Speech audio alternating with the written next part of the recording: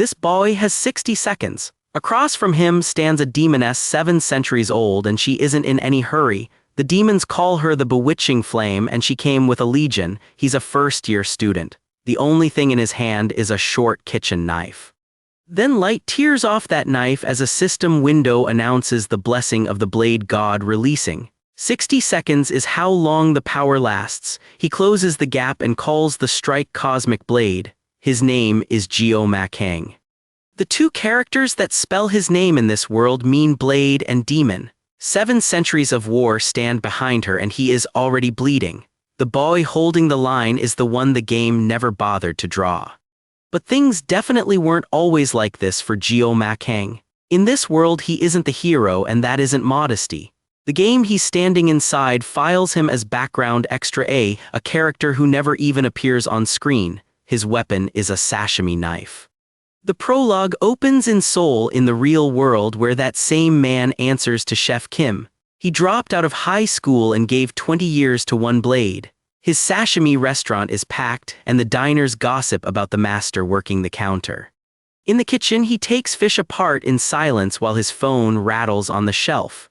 A junior cook points it out, and he swears he set the thing to silent. The alerts come from a mobile game, Blessing of Miracle M, one he insists he deleted ages ago. Then a cook says a visitor wants him, and a heavy man in a red-brown suit comes up with 2 subordinates.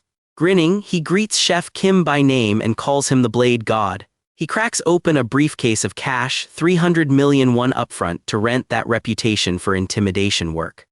Our hero answers with a single warning slash and tells him to leave. Laughing, the boss promises another visit soon and walks out with his men. Sometime later, on the walk home, a co-worker presses him about the money. Calmly, Chef Kim says he's cut fish his whole life and won't join any gang. Later that night, the alerts keep coming, and he opens the game by accident. The message says the academy is still under attack by the Demon King's forces. The old title screen lights his face. Then a colleague calls up that the boss wants him downstairs, and he leaves the phone on the counter. The screen glitches white and prints 100% transfer completed. Episode 1 opens on a review page for that game, and the verdict is not kind. Critics filed Blessing of Miracle M as a mediocre pay-to-win auto battler. Our hero admits he kept it installed for the female characters and nothing else. The hierarchy inside that file is printed plainly. He didn't become a playable character. He didn't even land an NPC slot. A full year passes quietly in a world that looks almost exactly like the Korea he left. Gray hoodie, backpack, sneakers, a school hallway nobody photographs. On the subway he bumps into a woman with light blue hair tied back, and she asks if he's all right. He apologizes and keeps walking. Then a letter arrives with his name on it. The envelope admits one GMAN to Jokwin Academy for the 2034 academic year. His father goes off like a firework and calls him the pride of the Kang family. Admission day is tomorrow, and his parents won't hear a word about skipping it. Later he stares at a family photo of 3 and mutters that this is somebody's fault. That night he slumps in his desk chair and packs for school he never applied to.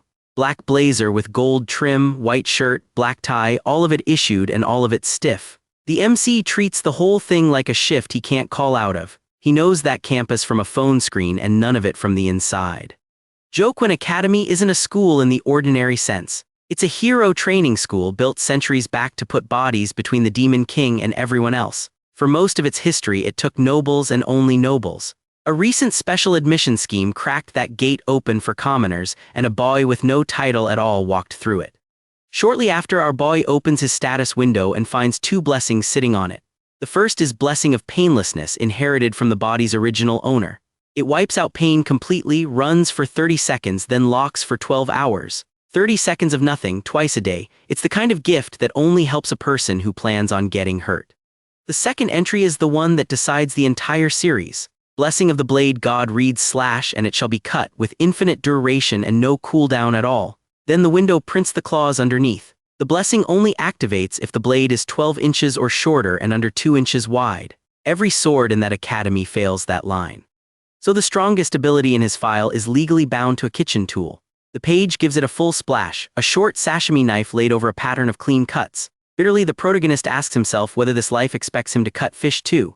Then he goes shopping and picks up a discount blade at a store called Dakeso.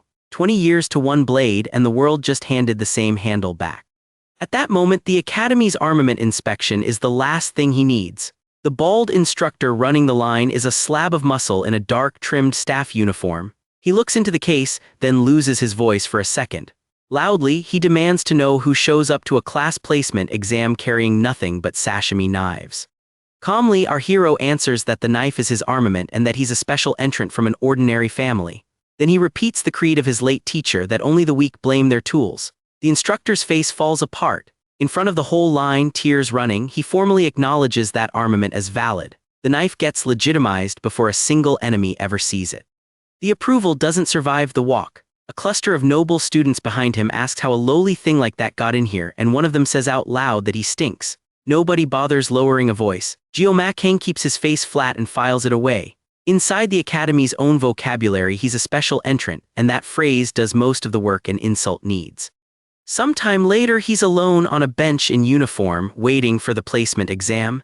He tests the edge on a falling leaf, mostly out of habit. The condition is met. A window announces the blessing of the blade god activating, and blue lightning runs up the little blade.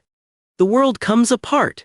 The Academy breaks into red glass and hangs there in pieces around him, a rift where a courtyard used to be, then it snaps shut and the price lands. The pain drops him onto the grass, far past anything painlessness ever covered up, and he calls the blessing useless out loud.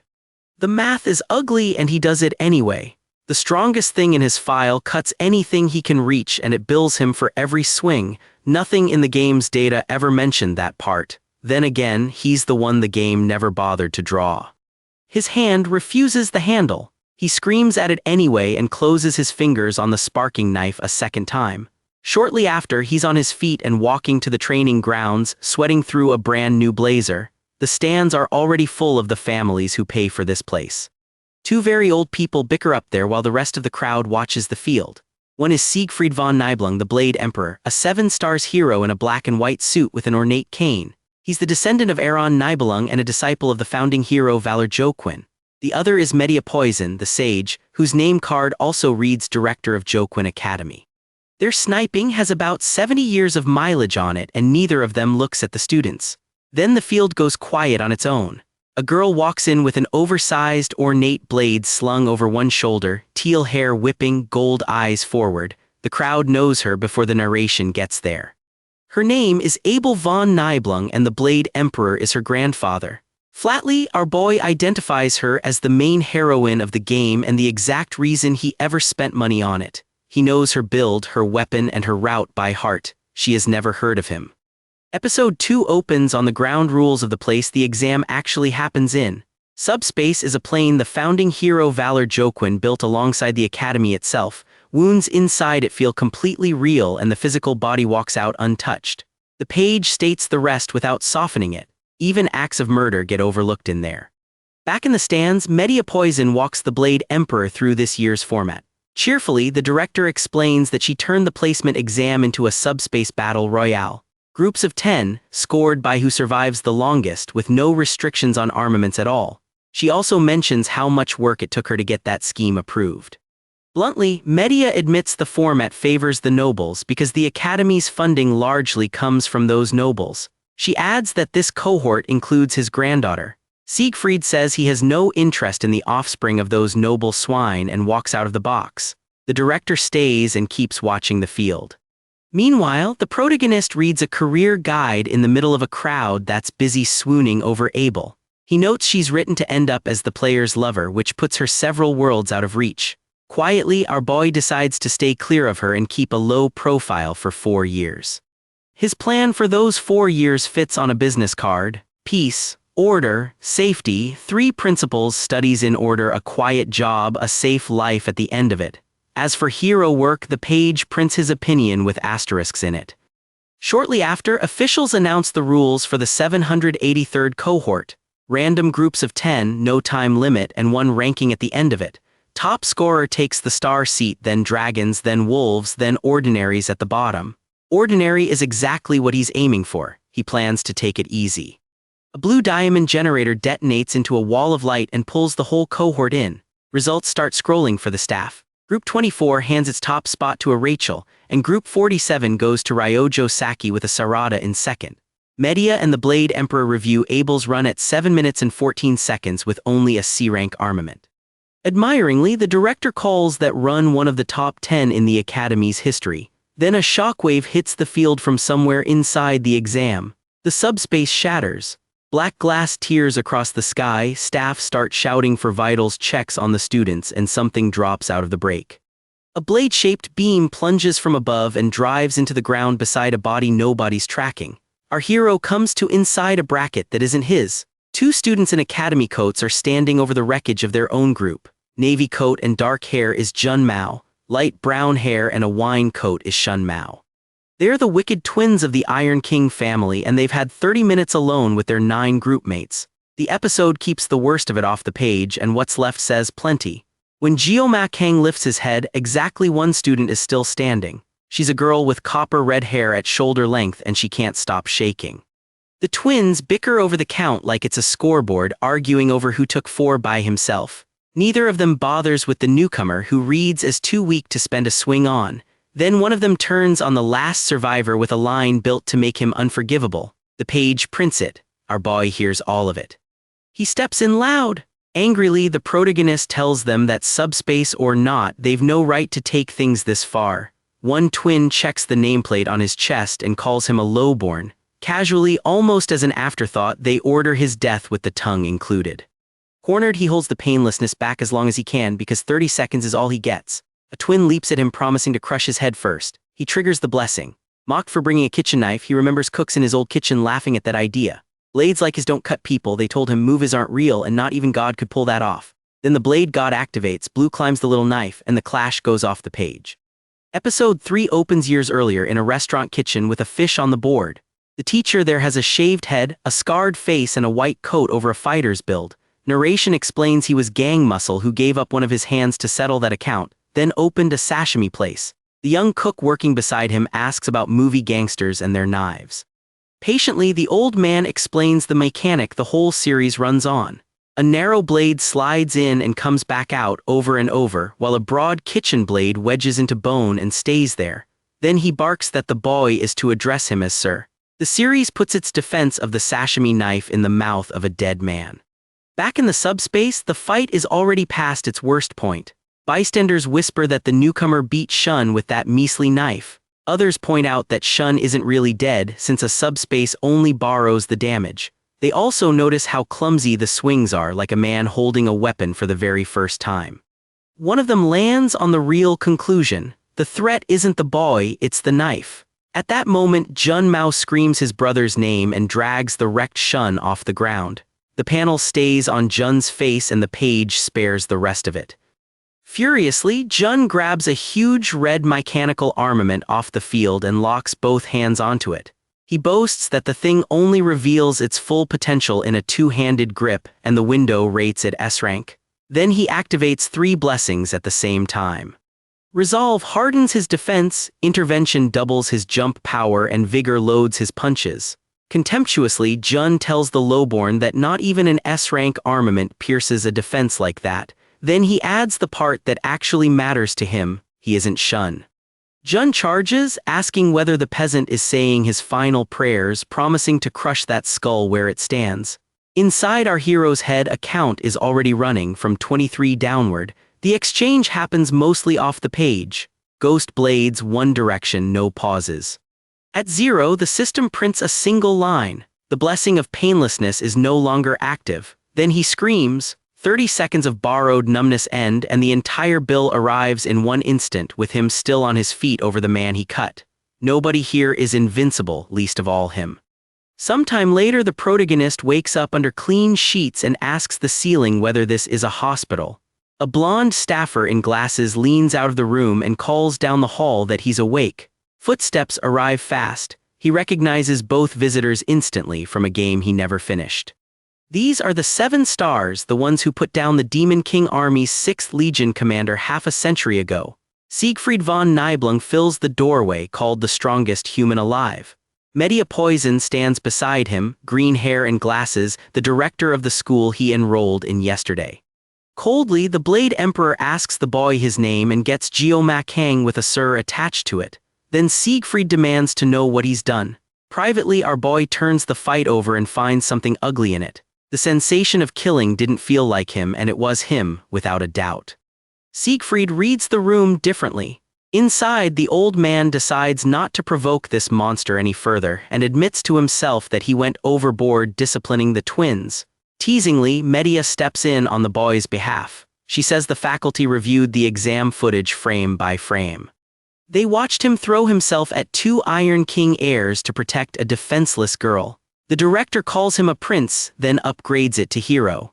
The student in that footage is the copper-haired girl from the shattered group, and nobody in the room says her name out loud. Siegfried announces there'll be no punishment coming. The Mao family crossed the line and both twins have already withdrawn from the academy. Then the Blade Emperor congratulates him on the highest score in the entire cohort. The extra who came here to be an ordinary just topped the year. Peace, order, and safety lasted him 1 day. Episode 4 opens in the director's office, where Medea Poison sets down her tea and admits she's stumped. Nearly 2 decades running GMAN Academy, and nothing like this has ever landed on her desk. Siegfried von Nibelung waits beside her with his cane. The problem is a placement ranking that the subspace itself calculated, and the name sitting on top of it. The Blade Emperor's position is simple. Calmly, Siegfried argues that the Academy recognized the boy as top scorer, so the Academy honors it. Medea pushes back that a score decided by a machine isn't a score decided by instructors. Siegfried doesn't move. The ranking stands, and an invitation to the elite star class goes out to a first-year nobody can place.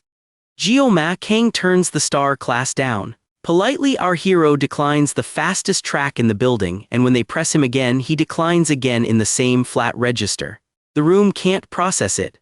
Noble houses bleed money for that placement, and the boy with the kitchen knife treats it like a clerical error. Alone with the thought, Siegfried admits what actually moved him. He watched a recording of the boys cutting and found the thing he'd chased his whole life sitting there in the footage. Not power, not talent, but the essence of cutting itself. A whole life spent chasing that, and the lesson arrived from a first-year nobody drafted. The old man flags something else the reports don't explain. That body was never conditioned, never blessed young, never built for what it carried inside the arena. A panel closes on a hand crackling with blue current, and the elder's verdict is that the frame bore a load it was never meant to hold. The Blade Emperor lets the matter sit. Meanwhile, the protagonist makes his own request. Quietly, our boy asks the director to file him into the ordinary class, the lowest tier where the spotlight never reaches. His stated plan is to finish his studies far from the competition upstairs. Medea won't go that far down. She counters with the Wolf class and agrees to keep his top score off the record. In the Wolf class hall, the rumor arrives before he does. Loudly, students complain that a top scorer can't be an ordinary, and one demands to know what happened to this academy standing for equality. None of them look at the quiet kid 2 rows over. He notes that the director kept her word and decides that being ignored is fine. Shortly after, a girl with copper-red hair stops at his desk to thank him for the arena. She introduces herself as Chloe, and he gives his own name back. Internally, our hero runs her against the game he played and comes up blank. He got through the first half only, and the second half is all demons, no room for new cast. His conclusion is that she's a background extra too. The instructor arrives with a name card that undersells him badly. Wonbin Lee, Wolf class, shaved head, dark coat with gold trim, printed on the page as a tough-looking gentle soul. Gruffly, he invokes Valor Joquin, the founding hero, then hands out the welcome. 100 push-ups, 100 sit-ups, 100 squats, and 10 laps of the field. Elsewhere, Medea tries one more angle. She has Wonbin Lee quietly pass along an invitation to train with the star class instead. Politely, our boy declines a 3rd time, saying Wolf class conditioning is exactly what he needed. That makes 3 refusals of the fastest route in the building in a single afternoon. The extra keeps choosing the seat nobody fights over. The laps break both of them. Chloe runs beside him while classmates cheer her name down the straight and nobody cheers his. Episode 4 closes at dusk with the protagonist alone on the track, jogging, swearing under his breath as tracksuits pass him on both sides. 20 years to one blade, and his legs are the part that failed. Episode 5 opens a week later with a starving man sprinting toward the dining hall. He shouts ahead for a stir-fried pork rice bowl ready to eat the counter along with it. Then he reaches a box labeled meal tickets and stops dead. Food at GMAN Academy isn't free. A student beside him points at the box and says nothing at all. The menu does the rest of the work. Prices land around 50,000 won a dish, roughly $40, printed with a drum hit for emphasis. Our hero does the arithmetic and loses. He was the best knife in Korea and he can't afford lunch in a cafeteria built for the children of heroes. Back in his room, the protagonist takes inventory of his poverty. He regrets turning down his father's pocket money as a kid, which is a strange regret for a grown chef. He admits he started missing army food purely because it was free. Dinner ends up being the cheapest bottled water on the shelf, a brand called Cell Spring. Wishing out loud for a blessing that deletes hunger, he gets a different one. The system window opens over the bed with the blade god's line about slashing and it being cut. His body grade climbs from 1 to 2. The window adds that the restriction on the blade has loosened along with the body by a fraction of an inch each way. That fraction is the entire joke of his build. 12 inches becomes 12 and change, 2 inches becomes a little over 2, and a sashimi knife is still the only legal option. Next morning he checks the mirror and finds real muscle where there wasn't any. He grants himself the phrase some progress and leaves it at that. Chloe knocks that evening because she hasn't seen him in the canteen all week. He lies that he dislikes food other people make while privately admitting he loves it. She takes the excuse at face value and proposes buying ingredients and cooking together in his dorm kitchen. The extra who came here to be invisible now has standing dinner plans. In the kitchen, she offers him a weapon by accident. Helpfully, Chloe holds out a real katana glowing faintly and asks whether that one will do the job. He turns it down, explaining that blades like that are his armament and cooking with an armament feels wrong to him. Then he lifts a plain kitchen knife off the block. The fish takes 21 seconds. He scales the sea bream, strips the bones out, guts it, and lays the fillets down while the system stamps the moment with a red seal. The window names the mode Blessing of the Blade God. Culinary, the same power that shattered the arena, pointed at dinner. The interface even logs the painlessness switching on mid-slash. The kitchen is where the premise finally pays him. Everywhere else in this world he's under-equipped, outranked, and unnoticed, and here he's the best in the room by 20 years. The blessing that only accepts small blades happens to describe every tool a chef already owns. For 21 seconds, nothing about him is background. Chloe asks where a first year learned to do that. Smoothly, our boy says he worked part-time at a Japanese restaurant, a cover story built on top of 20 years to one blade. She has no idea what part-time work even means. He files the gap under difference in social class and lets it go. Dinner is the first quiet win he's had in this world. They eat, they look at the moon from the dorm window, and she breaks 2 dishes while washing up. He laughs it off, thinking she reminds him of himself at that age. Then a book slides onto the floor beside him and he opens it. It isn't a study guide. The diary names the person who saved her in class, spells out GMAN, and reports her heart racing. Further in, 1 full page is filled edge to edge with the same 3 words repeated until the paper runs out. Episode 5 ends with Chloe in the doorway asking whether he saw. Episode 6 opens on a warning card printed by the publisher itself, flagging depictions of child abuse. The narration explains how hero families in this world earn glory by killing demons and how the hierarchy underneath them rots downward. One house went further than the others. The auditor da Sicilia took the mantle of darkness and kept order through the art of assassination. Their method starts on children. The house conditions them before adolescence until feeling is gone and only the work is left. Chloe drew blood for the first time at 15 and the change it left in her is the whole point. She stopped arguing. She accepted the role her surname came with without a single complaint. Placement was never the problem for her family. The auditor cleared the bar for the elite dragon class without effort. An agreement between the house and the academy buries them in the ordinary class instead under one standing rule. Do not stand out. Keeping that rule cost Chloe her adolescence and she was still keeping it inside the arena. That rule explains the girl sitting quietly in the wolf class hall. Chloe gets through lectures pretending to be average, at a school where average is the safest disguise on offer. Her family trained her to end a fight in one motion, then ordered her to lose gracefully. She has no friends, no childhood worth the name, and a katana in her dorm she can't explain. The episode replays the placement exam from her side of it. Cornered by the wicked twins, Chloe stopped moving and waited for her own death because that is what her training prepared her for. At that moment, a first year with black hair and an academy blazer stepped in front of her. Remember the boy screaming at the twins back in the arena. Same boy, same insult, same blue-lit knife. The printed caption over that clash says a blade was swung to protect another. For her, that had never happened once in an entire life engineered around blades. She thinks of a fairy tale with a prince and a princess in it, decides the warm thing in her chest must be love, and stops examining it. What she does with that decision is start watching him. Nobody in her house ever stepped in front of her, and the first person who did runs laps beside her and drinks water for dinner. She writes it down instead of saying it out loud, which is how the diary became a problem. Then the episode leaves her POV and returns to the dorms. Back in the hallway, the comedy resumes. Sheepishly, the protagonist admits he assumed the book was a study guide, then excuses himself with a cheerful goodnight and walks off.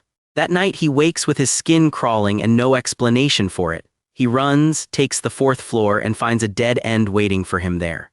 Chloe is coming down the corridor in a daze, dragging a blade that isn't clean. Our hero reads the situation with the only tools he has, which are genre tools. He classifies her as a yandere with unresolved trauma from the diary incident, then starts a countdown at 9 seconds. His sashimi knife is back in his room. The kitchen is too far, so he takes what's on the desk. A box cutter. The system fires 4 lines in a row, crediting his ingenuity with a mind grade, lending his words temporary intimidation, applying a limitation to match the user, then activating the blessing of the blade god. The cutter answers with a slash of light as long as a sword. Their blades cross in red light with sparks going sideways off the impact. Then the protagonist diffuses the entire thing with a barber's line, observing that her hair has gotten a little long and offering to trim it. Episode 6 ends right there, on the only swing in this whole stretch that costs nobody any blood. Episode 7 opens in Chloe's room at night with her calling his name into an empty hallway. Her katana is exactly where she left it, untouched, and that fact relieves her. A memory she can't switch off repeats the order she grew up under, the one about embracing what she is. Then she notices her hair is shorter than it was. She finds the box cutter discarded outside and puts the pieces together. Somebody handled her, took the absolute minimum, and cleaned up the evidence before anyone else walked past. Still red-eyed, she opens the diary and writes that she loves him by name. The official title card lands 5 pages in, reading Episode 7, The Extra Wants to Survive. Elsewhere on campus, our hero is on his knees in the grass, violently sick. The blessing of painlessness runs 30 seconds, and he held that fight 5 seconds past the limit. Everything the blessing was hiding arrives at once on schedule. He groans that overshooting by 5 seconds is what's going to kill him, not a demon. He gets as far as a park bench and stays there, hungry, dinner long gone. Reviewing the fight, the protagonist notes that her sword went for vitals with no wasted motion, built for assassination rather than dueling. With his life on the line, he swung for the fastest stop within reach. The cutter was too short, and all it took was hair.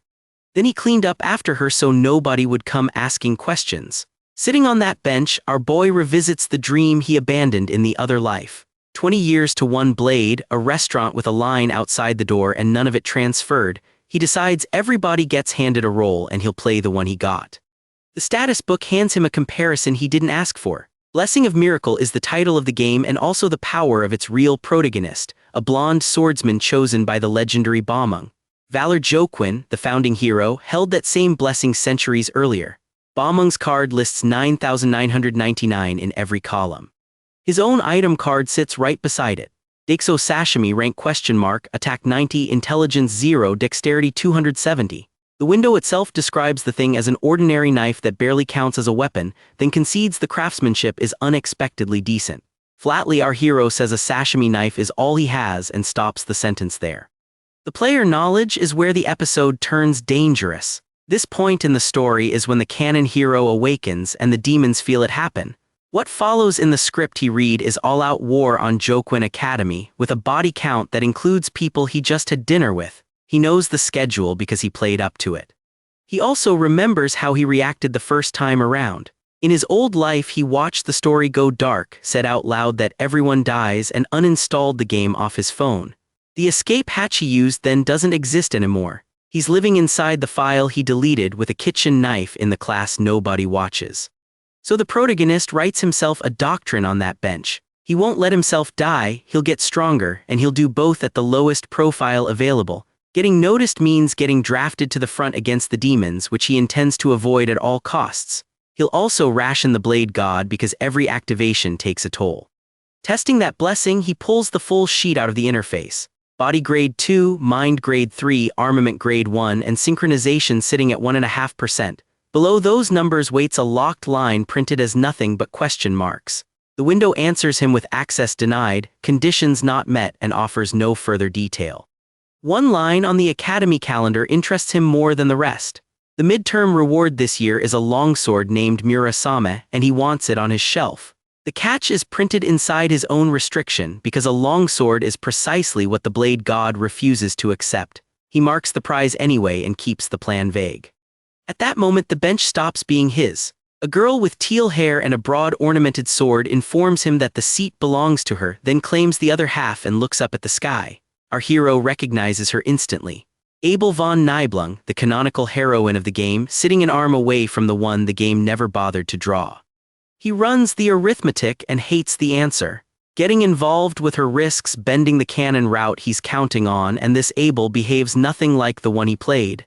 She's quiet, she's alone at night, and she isn't performing for an audience. Then she turns her head and asks whether he knows her. Episode 8 opens on that same bench with the same question hanging in the dark. Our hero says he sort of does, keeping his face perfectly still. Privately, he has no idea who she is. The girl with the turquoise hair treats the answer as an insult. Annoyed, she points out that he knows her name while she knows nothing about him. Then she teases that he could be a spy for the Demon King, sneaking in dressed as a student. She reaches toward his hand and stops when she sees the scars across it. Startled, she says it looks like he works hard, and our boy agrees without explaining anything. 20 years to one blade leaves marks that no academy blazer hides. Her tone drops after that. Quietly she admits what the Nibelung bloodline costs her and how little room it leaves. This year she lost the title of top scorer, first time in her life. Coldly, Abel von Nibelung says she would love to meet whoever beat her so that she can tear them apart. The boy on the bench beside her scored higher than she did. He says nothing about it. Asked why she opens up to a stranger, she tells him it is because he looks weak. Her family motto covers exactly that, unyielding to the strong and merciful to the weak. Then she stands up and refuses to give her name at all. The joke of the whole scene is that he already knows it. Shortly after, the academy settles back into routine and weeks pass without incident. Chloe makes friends, stops checking over her shoulder, and looks almost ordinary. Our boy keeps his distance from the students who sneer at him as a special entrant. He counts a handful of others carrying the same label. Oddly, all of them avoid each other too. Meanwhile, Media Poison calls him in and hands over a faculty card.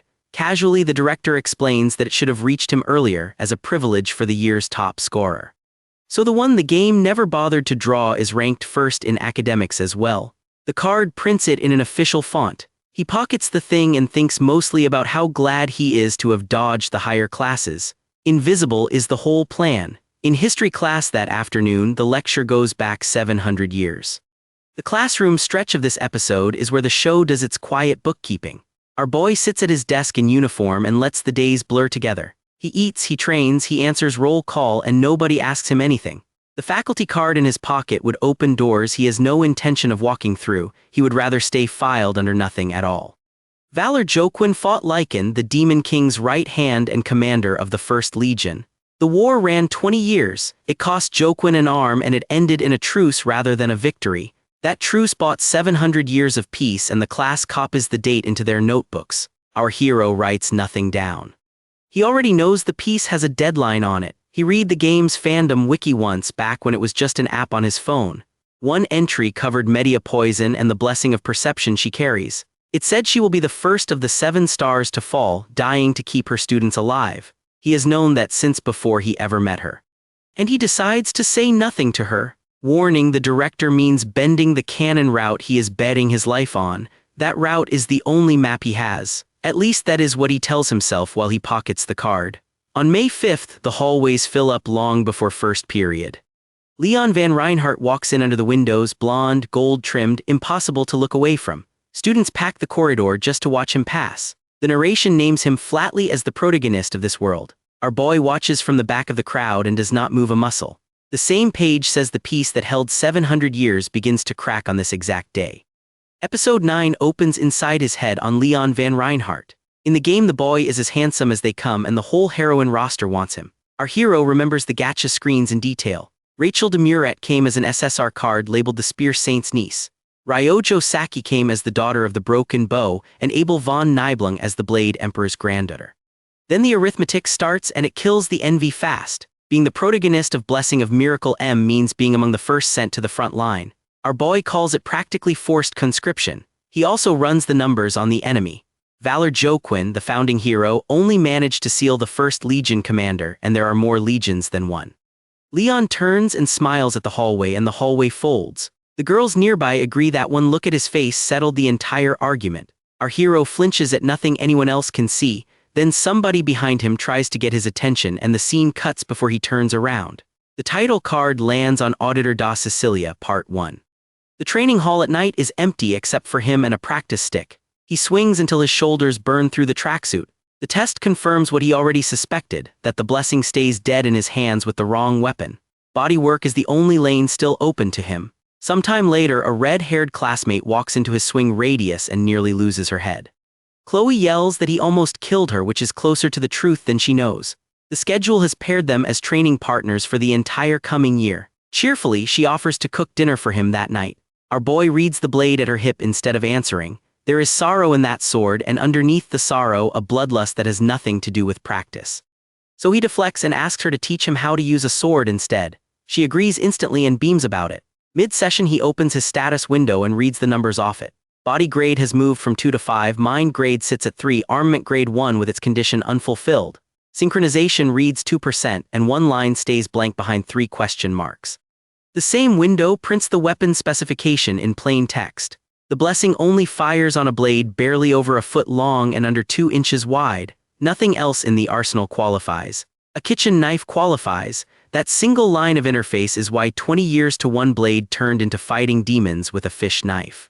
The lessons themselves are as mundane as the numbers. She corrects his grip, his stance, the angle of his shoulders. He takes the corrections without arguing because a knife man knows what apprenticeship looks like. She wears a real sword at her hip even on rest days, and he notices that too. Their arrangement runs for a full year on paper, which makes her the closest thing he has to a friend. Our hero hands her a wooden sword and she asks whether they are skipping the real ones. Then she moves. Chloe closes the distance faster than his eyes can track, and the wooden edge comes down at his head. He blocks it and the shock runs straight to his elbow. One clean hit would finish him, and he understands that inside the first 10 seconds. She keeps coming. He gives ground across the hall and the attacks never space out enough to breathe. Nothing in the exchange looks like a protagonist winning a fight. At that moment, her strike catches his practice sword square in the middle. The wood snaps in half with a crack that carries across the room. Apologizing immediately, Chloe says she meant to go easy and never expected it to break. Then his face changes. The system starts firing warnings in sequence: armament condition fulfilled, armament damaged, system error detected. One line reports that the user's personality is being adjusted through inhibitory control. The next reports that his morality grade has decreased. Chloe says his name and gets no answer from him. Dark energy pours off his shoulders and a knife appears in his fist. The splash names the thing, blessing of the blade god, inferior, activated. Whatever is standing in the training hall is wearing his face. It is not him. Episode 10 opens on those same messages, flashing over 2 silhouettes locked together. Then the fight drops away completely. Under the glowing title of the blessing, a man in a white chef's coat wakes up alone in a spotlight. His name card is mosaiced into a gray block. Confused, he asks where he is, then remembers he was in the middle of preparing a fish. Chef Kim and Geo Ma Kang are the same man, 20 years to one blade in both lives. The kitchen around him has no walls, only dark. Weapons wait on the counter and he reaches for one of them. A system voice refuses it, saying the item cannot be selected. He tries the next and the voice calls it the wrong choice outright. One by one, the options go dead in his hand. What is left on the board is a sashimi knife, and the dark leaves it there on purpose. An unseen voice tells him that all he has to do is embrace it. This is the rule of the world, planted 11 episodes before the Academy ever explains the mechanic: small blade or nothing at all. The dream keeps every detail of the old job intact. There is a cutting board, a spotlight, and a fish waiting on it. The apron is clean and the counter is wiped down the way he always kept it. Everything a working kitchen needs is there except a way out of the room. The refusals are the only thing the dream adds. Calmly, the chef takes the knife and announces it is time to create another masterpiece. Then skeletal hands come down out of the black, strings hook into his arms like a marionette's rig. The text confirms that inferior has been activated and the dream hands him over. The title card reads Auditor da Sicilia, Part 2. Back in the training hall, the fight is already lost.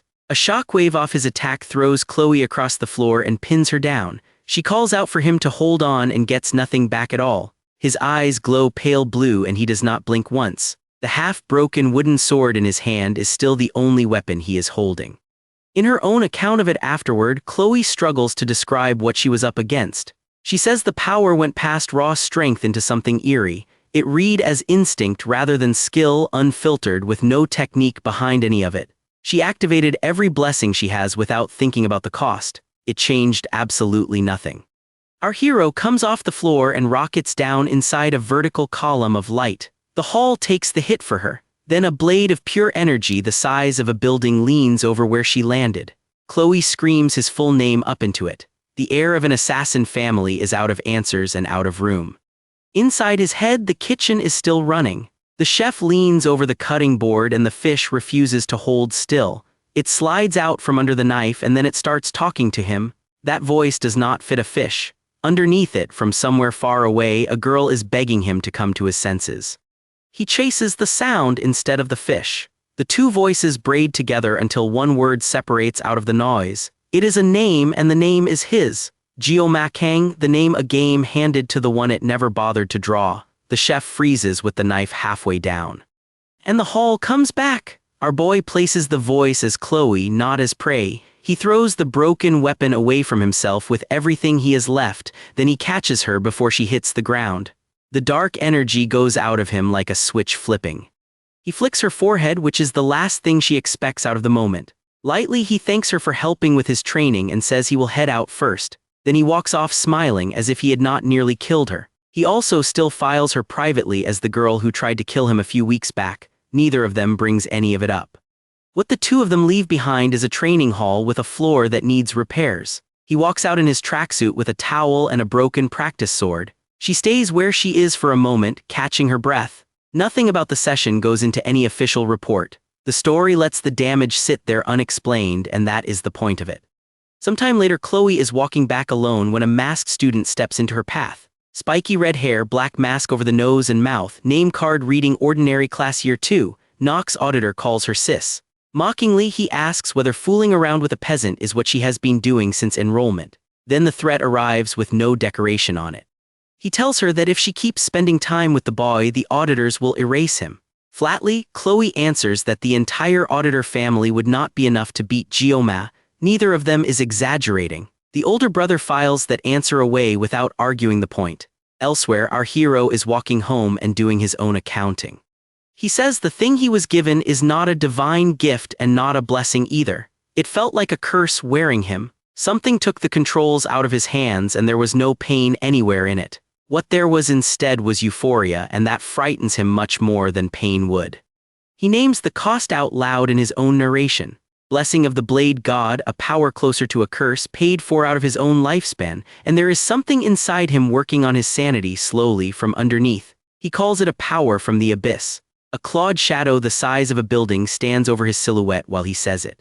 Episode 11 opens 3 days later on an empty desk. Our hero stops coming to class and nobody knows the reason. Chloe realizes they never exchanged contact information, which stings on its own, so she goes to his door and stands there listening. What she hears through it is bad enough that she almost breaks the door down. She does not. Standing in the corridor, she decides he would resent her for seeing him like that. Then she admits to herself the thing she has been avoiding for weeks. She has fallen for him and she cannot prove it is only because he shielded her once. Quietly, with nobody around, she says she misses him. Her 3 days are made of small, useless errands. She checks the classroom, the training hall, and the corridor outside his room again. She rehearses what she would say if the door opened and the door stays shut. An assassin heir with maxed out attributes cannot do a single thing about any of it. That helplessness is the closest this episode gets to showing what happened inside. The next morning, heavy rain is in the forecast and training gets replaced with self-study. Wonbin Lee reads the roster and finds the same name missing again. Privately, the instructor decides that a good instructor trusts a student and waits. The door opens on cue. Our boy walks in apologizing for his tardiness and the room reacts to his hair. Part of it has gone white. A streak of it falls across his left eye now and it stays there for the rest of the season. Students whisper that he looks good like this. The mirror files a different report, an exhausted face that aged past its paperwork. The title card reads Auditor da Sicilia, Part 3. At lunch he tells Chloe he had a nasty flu. That is the lie. The truth is 3 days behind a locked door and the bill came due in his body and in his hair. Using the cursed blessing through a broken weapon carries a penalty and the penalty collected in full. He never describes those 3 days to her and he never will. To make it up to her, he asks her to dinner and asks her to cook fish again. Delighted, Chloe promises to do her absolute best. The man with 20 years on a fish knife is asking a teenage assassin to cook for him. Her face goes red across the table, then a masked stranger walks up on both of them. Nox Auditor calls him a pathetic boy without raising his voice. Coldly he tells Chloe that being here breaks the rules of the auditors. Frightened, she calls him brother and says she told him not to come. Then he delivers the family line. The blood on her hands will never wash off and being born an auditor binds her to that legacy for life. Our hero recognizes the name from the game immediately. The Auditor da Sicilia are the covert faction that shows up halfway through the story, built for infiltration and assassination. A stat window flashes their crest with every attribute maxed out.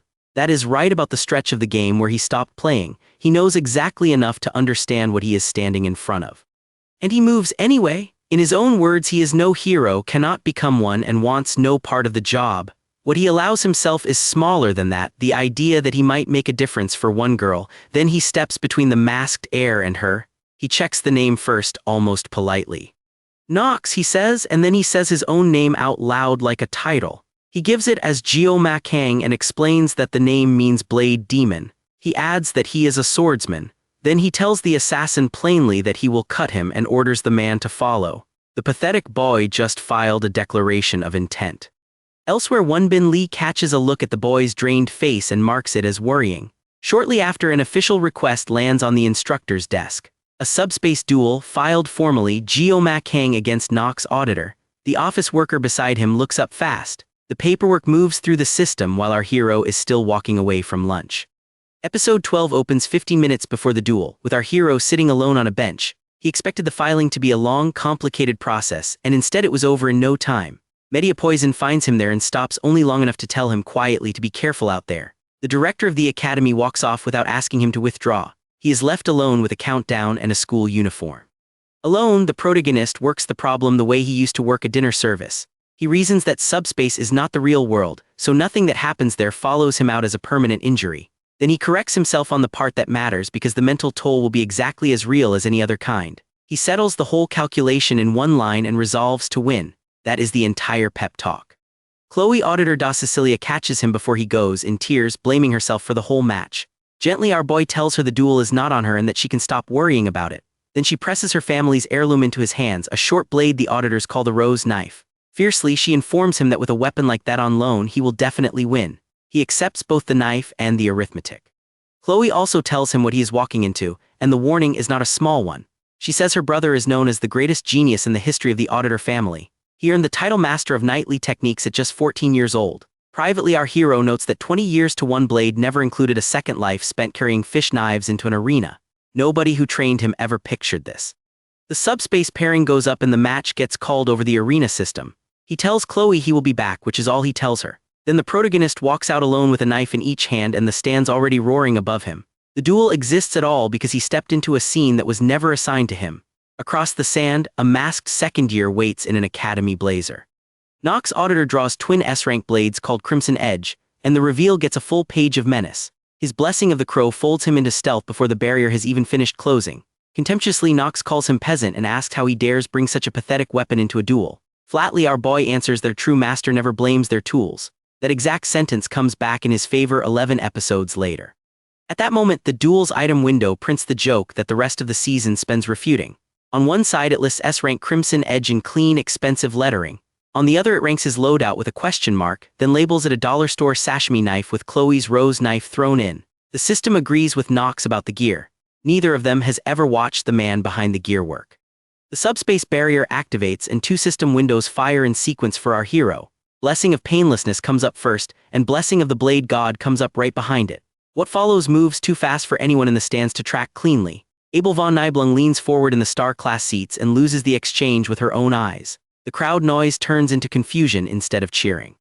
In the stands, the students cannot agree on what they are even looking at. One group calls the sparks a clash and another group insists the first year has not swung once. The star-class row watches in a tight silence that nobody in it wants to break. Down on the sand, the masked second year keeps arriving a fraction of a second late. Nothing about that gap shows up on the item window.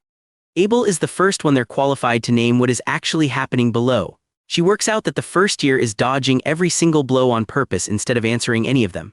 Meanwhile, Nox spends his entire stealth assault and lands nothing at all. The blessing of the crow was built for opponents who cannot see the first move coming. Frustration starts leaking out through the mask.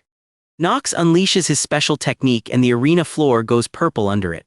The three-legged crow comes in with him already certain the finishing blow has been scored. Our boy steps out of the path of it without hurrying. The stands make a sound that is not encouragement for either fighter. Nox lands in the dirt with his best move spent and his target still upright. Nox announces the hit before the dust clears because he genuinely believes he has him. The crowd believes it too, right up until the smoke shows an untouched first year standing in it. Our hero has been reading the same attack pattern for most of the fight. Every dodge has been a measurement rather than an escape. He now knows how long the blessing of the crow needs between strikes. Then the protagonist does something that reads, for 1 full second, like a man coming apart. He throws his own knife away in the middle of a fight and the onlookers say so out loud. Dismissively, Nox sneers that the peasant only ever had kitchen knives anyway. Out of nowhere, our hero takes Chloe's rose knife out of the air by the blade itself. The catch is not free and his hand pays for it. Enraged, Nox pours everything he has left into one all-or-nothing strike with the crimson edge. He promises to end the whole thing with that single blow. As it comes down, the old life surfaces in our hero, faded and out of focus. Kitchen light, quiet years, a man who wanted nothing more ambitious than an ordinary future. The monologue over those frames calls the power a curse that seized control and swallowed his body. He takes it anyway, and the way he takes it is the point of the episode.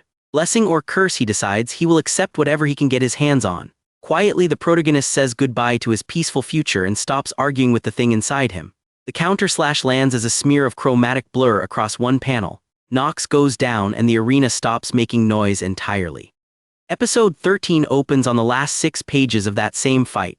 Our boy closes with a triple slash and the second year folds under the third one. The system announces that it is disengaging the subspace barrier. Then it announces that the subspace battle is complete, in the flat font it uses for everything. The winner is still standing there with a borrowed knife and a cut hand. The arena screen then does the part that actually costs him something. Winner, first year Wolf class GMAN, time 0026. 26 seconds against the greatest genius the Auditor family has produced in generations. And the only reaction our hero has is irritation that they had to say his name so blatantly. The one thing he wanted out of this school was to not be listed. Walking out, the protagonist turns the knife over in his head instead of celebrating anything. He notes that the blade was made to slice fish and that cutting a person always feels horrible. Some comfort comes from the fact that both of his fights stayed sealed inside the subspace. The Mao brothers walked away from him and now so has Nox. He also refuses to pretend that anyone else arranged this for him. Our boy tells himself he brought this on, that this is the path he chose, and that he only needs to push through it. Then the title card lands in the middle of the episode, Never a Peaceful Day, Part 1. The next scene proves the title within about 4 panels. The following morning, the hallways are already running his story without him in the room. Students trade the news that a first-year special entrant beat a second-year auditor. His name travels faster than he does, and every version of it is complete. Abel von Nibelung hears the gossip from the edge of a corridor and stops walking. She remembers the swordplay as utterly absurd and remembers that it was done with 2 kitchen knives. Nothing in her reaction is mockery because she is qualified to judge swordplay and she was watching. Then she works out that the special entrant is this year's top scorer, the rank she wanted for herself. Abel keeps circling the same detail, and the detail refuses to make sense to her. She admits privately that she never knew anyone could be that powerful with weapons that simple. 2 kitchen knives beat an S-rank pair of blades in front of the entire school. The granddaughter of the Blade Emperor has no framework for filing that result, so she files it under the boy's name instead, and the name will not leave her alone. The blonde girl in star class notices her friend's distraction and starts guessing at the cause out loud. First she guesses Leon van Reinhardt and Abel denies that immediately and flatly. Then she guesses the special entrant and Abel has nothing prepared for that one. Around them, bystanders murmur that the 2 girls are the school's top 2 scorers. Neither of those 2 is the top scorer anymore, and only one of them knows it. Sometime later, the blonde drags a reluctant Abel across the building by the wrist. She barges into Wolf class and excuses herself to the room like a visiting inspector. Students recognize the pair on sight and the whispering changes pitch around them. They find our hero asleep at his desk with his face down on his arms. Chloe is already there, inches away, swooning over the sleeping boy with hearts in her eyes. The blonde looks at that arrangement, pats Chloe on the head and dismisses her without raising her voice. Amused, she says the competition only makes things more fun. Our boy then wakes up on a bench with a stranger leaning into his face. She tells him that up close he is actually kind of cute and keeps going from there. At that moment, Chloe grabs his sleeve and cuts the sentence in half. Episode 14 opens on that same red panel, and the next balloon settles the question by naming Chloe. She is in her other mode now, the aggressive one, and she is holding a box cutter. Coldly she rattles it and demands to know who this blonde girl is. Internally, our hero notes that he cannot let Chloe go wild with a blade in a classroom. His entire strategic concern is property damage and paperwork. Abel arrives and hauls her friend back by the shoulder. Sharply, Abel demands to know what she is doing in somebody else's class in the first place. The blonde ignores that completely and pats Chloe on the head instead. Condescendingly, she advises the smaller girl not to walk around carrying dangerous objects like that. Chloe goes for her, and the attack never arrives anywhere. Dismissively, the blonde tells her she is too slow and just as immature as she looks. Then she disarms Chloe and throws her down the auditorium stairs, and Chloe lands with a thud. A character card drops over the page and finally prints the name. Rachel de Murat, star class, the Spear Saint's niece, with her family crest behind her. The motto under the crest says overwhelming strength makes technique obsolete, which she has just demonstrated on a classmate. Casually, Rachel asks our boy whether the girl she threw down the stairs is his girlfriend. Flatly, he says no. Two students at a nearby table knock a red drink over and spend a whole panel on that instead. Abel admits she only came because Rachel dragged her, while the class whispers that Abel of all people is shouting. Then Rachel hugs the protagonist without asking, calls him interesting, and airily invites him up to her room to watch something. Dryly, our hero answers that he is about as boring as a person gets. Chloe comes back to consciousness at exactly the wrong second for everyone. Furiously, she screams at Rachel to get the hell off of her GMAN, fangs out, the whole panel shaking. Then Rachel repeats the phrase back to her slowly in front of Abel. Chloe hears her own words out loud and collapses into embarrassed laughter about how funny that was. Through all of it, our hero sits in the amphitheater seat with the flattest face in the building. Two top scorers, an assassin heiress and a box cutter, are fighting over him in public. He sighs that he is sleepy, and later flumps face down on a bench complaining that he never sleeps enough. The white streak over his left eye is the only dramatic thing about him in the shot. Nobody in the scene notices that the calmest person in it is the one who won yesterday. The title card for Never a Peaceful Day Part 2 lands halfway through the chapter. Rachel leaves with a cheerful line about seeing him around the school. Coldly, our boy tells her not to come back. Walking away, Rachel runs the encounter back and reaches a conclusion nobody in that room wanted. She reflects that his stare felt like having her throat opened without any warning at all. Rachel decides he is nothing like the posers who fill the rest of this academy. Then she remembers that the Spear Saint family marries strong warriors by tradition, and files him as a perfect fit. She turns to Abel, whom the page titles the Unconquerable Empress, and apologizes lightly for the trouble. Then she tells her with no heat in it whatsoever that she does not think she can let Abel have him. Abel says nothing, and Rachel walks off first. Elsewhere, a masked patient drags a rattling Roman 4 stand down a moonlit hospital hallway. Knox auditor has just had an unbroken winning streak ended by a boy with fish knives. He vows to call upon every last auditor, take the head that beat him, and bring Chloe home. Then he moves to act on it that same night. Somebody is already sitting in the dim room he steps into, eating a piece of fruit and greeting him like a neighbor over a fence. Episode 15 opens in the wolf classroom, with Chloe muttering to herself about a knife. Patiently, our hero asks her to put the knife down before the conversation goes any further. Then he asks her awkwardly how her brother is doing. Chloe says Knox is currently hospitalized at an Academy-affiliated hospital, which raises an obvious problem. The duel happened in subspace, so the boy came out of it without a single physical injury. Privately, the protagonist admits that he did cut Knox himself several times. He also admits he never expected anyone to break down completely from only that. Shortly after, the identity of the man with the fruit stops being a mystery. Our boy is sitting in Knox's private suite, eating the patient's apple, taking his time with it. Behind the mask, Knox watches a blade catch the light and wonders if the visitor came to finish him off. Knox breaks first and lashes out about being pitied by a peasant of all people. Calmly, our hero answers that any thought of revenge only ends one way. He promises to wipe out the entire auditor family, and he delivers it like a delivery schedule. Whatever fight the second year had left in him does not survive that sentence. His spirit goes, and the mask stops hiding anything. Alone in the corridor afterward, the protagonist grades his own performance and calls it a blatant bluff. Blessing of painlessness gives him 30 seconds, 40 at the absolute best, then 12 hours of nothing. No window that short survives a family of professional assassins arriving in numbers. So the auditor war ends with one sentence in a hospital room instead of second duel. He walks home under the moon, noting that he might finally be losing it as well. Then our boy names the one character from the game he wanted to avoid the most, and it is Rachel. Her romance route runs even longer than Abel's, which he knows because he played part of it years ago. He decides to handle that when the time comes, which is the plan of a man out of plans. Midterms then arrive with rules instead of a fight, and the rules are specific. Teams of 5, one designated target, a D-tier demonic monster called a merman. The exam poster puts two-fanged merman mid-lunge, which is the school's idea of a beginner monster. The briefing also notes that mermaids sit higher on the same ladder, filed as tier demonkin. Our hero starts thinking about a dependable weapon called Murasame for the seconds after his window closes. On a bench that evening, he runs the history the Academy teaches around all of this. Roughly 50 years ago, the 6th Legion commander, Basman, crossed the ceasefire line into human territory.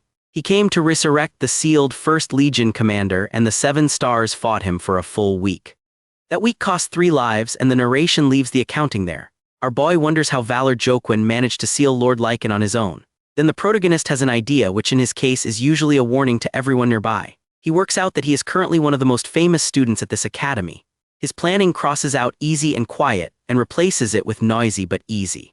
Before any of that, he sits with his phone out and counts the people he could reasonably ask. The count is a problem because a first year who refused star class does not collect friends. He has a secret ranking, a class nobody wants, and a name the whole school now says out loud. Sometime later, he takes the blessing out in front of a crowd to advertise himself as a groupmate. The demonstration goes exactly as well as a knife demonstration in a hallway ever goes. His glowing blade opens with 3 slashes and sends a startled classmate flying backward through the air. Nobody signs up. Not a single person asks him to join a group, and he concludes they must all be scared of him. So the only student left standing near him is the other one nobody picked. Our boy asks Chloe, and Chloe agrees before he has finished the question. 2 outcasts, 3 empty slots, and 1 D-tier merman waiting somewhere in the exam. It is the least glamorous team in the year, which suits the one the game never bothered to draw. At that moment, Rachel comes down the stairs at speed, announcing that she came to play. Coldly, our hero tells her to go because he is busy today. Then Rachel learns that he is still short of a full midterm group. She takes his hand without asking for it. Cheerfully, she tells him to join her group instead. Episode 16 opens on that same grabbed hand, 4 pages before its own title card.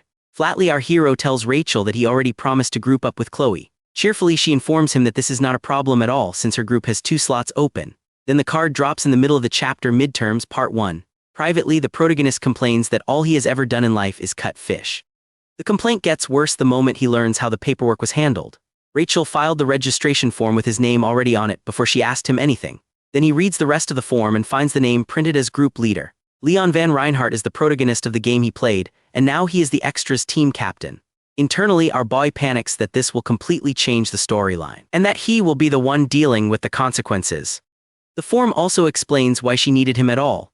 Rachel's group had Leon at the top of it and 2 empty slots at the bottom. She filled both with a first year and the 1 classmate he had already asked. Our hero counts the strongest names in the year and finds most of them on his own roster. Then he remembers that he spent the last 2 weeks trying very hard to be unremarkable. Chloe finds him in the hallway afterward and admits she feels a little out of her depth. Being grouped with star class students was not what she signed up for either. Gently, our hero tells her to stay and Chloe nods once determined. Privately, he grades the roster and calls it practically a dream team, 2 of the strongest first years in the school, plus the one the game never bothered to draw. Sometime later, the group meets at a campus cafe the students call SH Starbucks. Chloe raves over her avocado smoothie with her whole face lit up. Our boy sips an espresso and privately does the math on the price. 50,001, about $35 for something ridiculously bitter. 20 years to 1 blade never taught him to accept that as a beverage. At that moment, Rachel bursts in with a drink raised, apologizing for being late. Leon comes in behind her and a 3rd groupmate walks in with them. Our hero looks the newcomer over and files him silently as a delinquent. Then the introductions go around the table in order. Leon presents himself as Leon Van Reinhardt of the Star class group leader and puts out a hand. Internally, our boy registers an eloquent voice that carries dignity in every syllable. He confirms to himself that this is definitely the protagonist he once played as. Airily, Rachel skips her own turn on the grounds that everybody here already knows her. The orange-haired boy goes next and gives a name nobody at that table expected. He is Speed Weapon Dragon class, and he adds that he admires heroes. Our hero notes that he expected a much longer speech from a name like that. Chloe introduces herself as Chloe Auditor of the Wolf class, and he closes the circle with his own. Then Rachel drops a possessive into the middle of a polite introduction. She calls him her GMAN out loud in front of everyone and lets it sit there. Chloe's face empties out for full panel while a tiny figure in a top hat turns up to explain things coolly. Leon then turns the table's attention to the newest thing the whole school is repeating. Warmly, the group leader tells him that his subspace battle a few days ago was very impressive. Our boy accepts the compliment with the smallest possible amount of face movement. 26 seconds against an auditor bought him a reputation he never wanted printed anywhere. Chloe beams at the praise on his behalf, which is somehow worse for him. Leon opens the exam briefing, and a blue holographic map lights up his face. The midterm runs on Scopuli Island, roughly 160 square kilometers of rock and coast. The subspace gate that takes them there is entirely real, and so are the injuries. Their group draws the northeastern coastal zone against two rival groups on the same clock. Scoring is simple. Whichever group subdues the most mermen out of a strictly limited supply. A ghostly merman with one glowing eye looms over the projection while Leon explains the rules. Rachel starts tugging on Speed Weapon's clothes and telling him they should go eat one. Then the meeting breaks up and our boy hunches down to slip out of the room unnoticed. Leon stops him at the door with a flat, unreadable stare. Quietly, the star class leader asks him where he is from. Episode 17 opens on that question, and Leon holds it for 6 pages before the title card. Privately, the group leader wonders whether this boy might come from another world too. Confused, our hero reaches for the first answer available and tells him he is German. The lie startles Leon badly enough that he backs off and drops the whole subject. Then the card lands midterms part 2, and the corridor scene closes with nothing settled. Back at his apartment, our boy eats rice in a tank top and works the problem alone. He asks himself who is to say he is the only person transported into this game world. Then he answers himself with the idea that has organized his entire second life. A transfer like that makes far more sense for a protagonist than for a background character. He puts the bowl down, having talked himself out of the only interesting theory he had. Shortly after, he raises the sashimi knife indoors and runs Blessing of the Blade God on purpose. The blade flares white with a resounding shing in the middle of his own room. Concentrating harder, he hears something that is not quite a voice, and it gives him an answer. Leon belongs to this world. The strain splits his head open even with Blessing of Painlessness already running. So the protagonist of the game is native here, born into it like everyone else in the building. And the man who came from a kitchen in Seoul is the only import in the whole story. That makes him the sole person at Jokwon Academy carrying outside knowledge of the plot. It also means nobody alive can confirm a single thing he remembers. He files that and moves on because the exam is in 5 days. His status window comes up next and the numbers have moved a long way. Body grade reads 5, then 7, and a stat called Mind grade appears for the first time at 3. Armament grade stays stuck at 1 until synchronization reaches 7%. Synchronization now reads 2.5%, climbing to 6.8. One locked line sits under all of it, printed as a star and a row of question marks. Grinning down at an ordinary knife, our boy decides his armament grade moves once he gets the Murasame. Then a system message recalibrates Blessing of Painlessness from 30 seconds to 40. The cooldown stays exactly where it was, 12 hours of nothing at all. A training montage runs from 5 days out to the night before, push-ups, blade drills, awkward small talk with classmates. In one panel he crosses open air with the blade trailing light behind it. On the morning of the exam, 5 students assemble in front of the subspace gate. Leon takes party leader and Rachel takes main attacker with an S-tier glaive called Heaven's Halberd. Speed Weapon is listed as supporter, carrying an S-tier healing armament shaped like a recorder. Chloe takes sub-attacker with her sword. Our hero is filed at the bottom of the card as rear guard. Privately, our boy reads that card and notices what his own line says about him. 2 S-tier armaments, a star-class leader, an heiress with a sword, and a rear guard with a fish knife. Leon has already completed the subspace duel, so his name travels ahead of him even here. What none of them know is that the sealed top ranking of the year belongs to him. He decides the back of the formation is the best place in the world to keep that quiet. Wonbin Lee briefs the group with a silver-haired adult standing silently at his shoulder. Bluntly, the instructor tells them to run from anything dangerous instead of engaging it. He reminds them that they are not heroes yet and that they are just students. Chloe mentions the mermaids people talk about back home on Cecilia Island. Lightly, our boy tells her not to worry about rumors, and Chloe announces that she believes in him.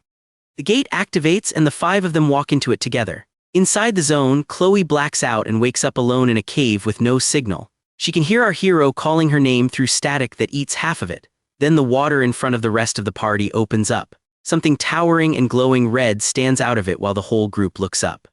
Episode 18 opens on a caption that rewinds the clock to shortly before the mermaid appeared. The 5 of them come ashore on Scopuli Island under a bright tropical sun. A merman the size of a toddler comes at them and dies almost immediately. Our hero draws the sashimi knife for it and admits he probably did not need the knife. Privately, he mentions that he was planning to free ride from the rear anyway. Leon remarks that he seems fine after the crossing, and our boy answers that he rarely gets motion sick. Then the group leader kills the mood with a piece of information. The mature mermen waiting in the designated area will not be small fry like that one. They move inland to regroup with Chloe, who went ahead alone to scout the coast. She comes back with a location and a number. The den sits about half a mile off, packed wall to wall with monsters. Somebody counts and puts the population at 50 at the very least. That many kills would lock first place in the midterm for the entire group. It would also put 5 first-years inside a cave with 50 demonic fish. Leon holds the decision for a beat, and the page makes very clear that the call is his. He takes the risk and starts handing out jobs. Speed Weapon is told to support the team with buffs and heals from the rear. Indignantly, he objects to being called a healer and says helping others is the foundation of being a hero. Our hero is told to take the rearmost position and keep an eye out for threats. Privately, our boy notes that he got the easy job. Then Leon turns to Rachel and asks her to destroy everything and asks whether she can do that. Brightly, she answers him in French, of course she can. A golden slash beam goes into the den and scatters fishmen off the walls. Speed Weapon lifts the flute-shaped armament and casts a musical blessing over the party. 7 notes go up and the whole team gets faster. What follows is the only stretch of the season where those two exist as full characters. Rachel spins her glaive into a technique the page names Whirling Wheel. Speed Weapon answers with a katana and a personal skill called Blessing of the Cat. A red-pink cattail of energy flares behind him as the count climbs past 20. Then the count becomes the actual competition, and the mermen become the scoreboard. Cheerfully, Rachel thanks him for the blessing and immediately takes the next kill off him. His tally hits 25 in a burning close-up beside her smirk. Our hero and Leon watch from behind, both of them worried the two will not stop. The number rolls past the 50s with nobody slowing down. 60 mermen go down and not one member of the group is injured. Afterward, the two of them trade the flattest taunts in the arc. She claims a kill, he calls it funny, and then he calls her blonde. Our boy wipes his brow and decides that thank goodness covers it. Then he watches the group leader run the aftermath and revises an old opinion. There is no way Leon is an actor, so the boy really does belong to this world. That thought is still on the page when the water takes Leon. Something drags him under fast enough that nobody gets a hand on him. The group screams his name at the surface. A whirlpool opens where he went in. Then a towering horned figure stands out of the spin and the panel prints what it is. Demonkin mermaid, dark-bodied glowing pink along its markings, standing high above 5 first-year students. Stunned, one of them asks how a mermaid is even possible here. Nothing in the exam briefing accounted for this, and the 60 kills behind them count for nothing now. There's no signal anywhere in the zone, so the instructors cannot be reached. The party leader is somewhere under the water and the rest of them are looking at each other. At that moment, our hero works out that he is the only one keeping it together. He lays out the 2 options for the group, run or fight, and rules out the first one. Fleeing with an unconscious Leon means the mermen catch all 5 of them in the open. So the rear guard starts giving orders to a star-class party. Rachel is put on the incoming fish and told to hold them off. Speed Weapon is told to pour every healing blessing he has into Leon. Chloe is sent out of the cavern to evacuate the nearby students and call for help. Then our boy takes his own blade and presses the hilt into her hands. Frightened, she asks what he is supposed to do without it. Firmly, he tells her they cannot all escape with Leon and to hurry before the mermen surround them. He tells Rachel and Speed Weapon that he is trusting the small fries to them. Both of them shout after him while he walks toward the thing standing in the water. Then the man behind 20 years to one blade explains his preferences out loud.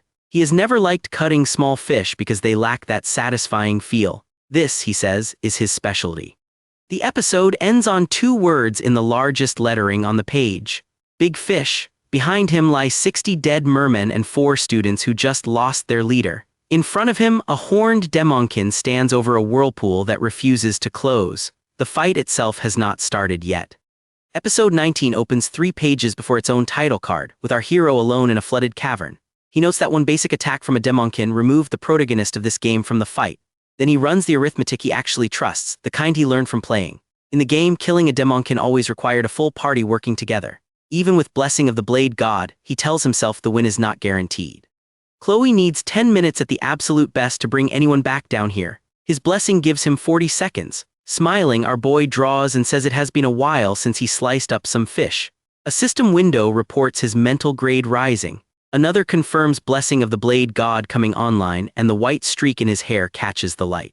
The title card lands on the next page, Midterms Part 4.